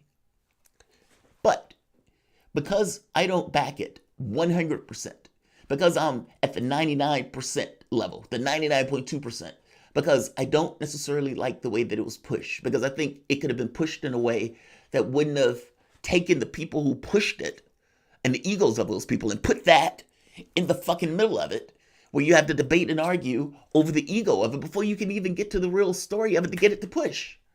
The egos of the people involved handicapped the policy. And you had a bunch of people out there who were backing the people who were handicapping the policy. Whereas instead of having a straightforward, look, this is forced to vote, this is the reason why we're doing it, here are the arguments for it. Brianna Joy Gray, you had Katie Halper. All of these people were giving out arguments for why this should take place. Including myself, and all of the arguments were good, thought out, intellectual, thought out. They were good. The people who were against forced to vote, who attacked it, who were pushing back on it, what were their arguments? The argument was just door. They basically kept using door as the reason and rationale for why they wouldn't support forced to vote. Do you know how aggravating that is? Meaning, the goal of trying to get your political leaders and the people who are in Congress to stand up and fight for you gets undermined by basically the people who are pushing it. I know many of you don't see that, and many of you would like to make the argument where you should just not pay attention to the people who are pushing it, that it's okay for the people to act that way. You have this weird situation where Katie Halper and Joy Gray are sitting there where Doris is drinking and screaming at the height of their lungs at the slightest disagreement. And then you would have people who will call in or who would get pissed off that I don't have this undying allegiance. You didn't touch and grace Jimmy Dore's testicles appropriately, even though you agreed with the policy. You didn't grab his ass as he walked by and gently held his ass cheeks appropriately when he went by. So now we're angry at you. Yeah, it's utterly absurd and ridiculous. It's the castigated just as tone. That's propaganda. That's all it is. If I am swearing and cursing, belligerent at you, you fucking motherfucking cunt asshole, it's your fault. You're responsible for this. Are you really going to have a decent conversation with me after that? The answer is no, you're not. There's some people who are enemies, and those people need to be destroyed. I do take that political point of view. Not everybody is an enemy. And just because somebody disagrees with you doesn't make them an enemy. There's a difference in those things. There are a lot of people who are supposed to be on the left, who should be okay with forced to vote. But what you guys miss is that just because somebody disagrees with you doesn't necessarily make them an enemy. And that type of logic is the exact same logic that those people are pushing to overturn the votes. That same energy of, I can't believe you're not going to back Trump in this. I can't believe you're going to not do this. I can't believe these turncoats, this and that. And it's, wait a minute, I'm a turncoat because even though I agree with you, I don't agree with not everything. Yes, that's the reason for it. So fair enough. It's the same tribal energy. I don't buy the tribalism stuff. Yes, lefties should back the policy. Yes, lefties should put themselves on the line for it. But what does it mean to back the policy and what does it mean to put yourself on the line are subjective. And many people are taking it as if these are absolute values. In honest terms, they are not. You're taking it way out of, I'm not taking it out of context. From forced to vote to town hall, you should get a clip. I could bring on clips, but the clips are only going to make my point, especially if you're leaving me to get the clips. I could show you the town hall. I could show you the belligerence and the screaming and the vitriol. I can show you all of that stuff. But what's the point? The reality of it is, even if I show it, it's still just going to get excused. Oh, well, he was meant this. Oh, he said this. Oh, they were okay. It becomes a pointless endeavor to even show it. I'm not expanding this. Anybody who's listening to me that is being honest with themselves know I'm right. You can have a great idea. You can be correct on the idea. You can have people back the idea. You can have people make logical arguments for the idea and still inadequate. I'm just saying, I think that's problematic. If somebody is backing your idea and they're pointing out, hey, love the idea, love the politics, but how it's being pushed is creating a headwind. And then you're like, well, you shouldn't bring up the fact that how it's being pushed is bringing up a headwind.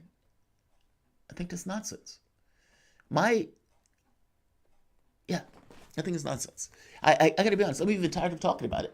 Because I know that based on tribal stuff, the people who are in it are not going to agree with it. And despite the fact of agreeing with the forces of vote stuff, it is inadequate because they want this other kind of stuff of allegiance. And that is not something that is there to give. I'll leave it here. I'm going to say like, I'm going to say share, I'm going to say subscribe.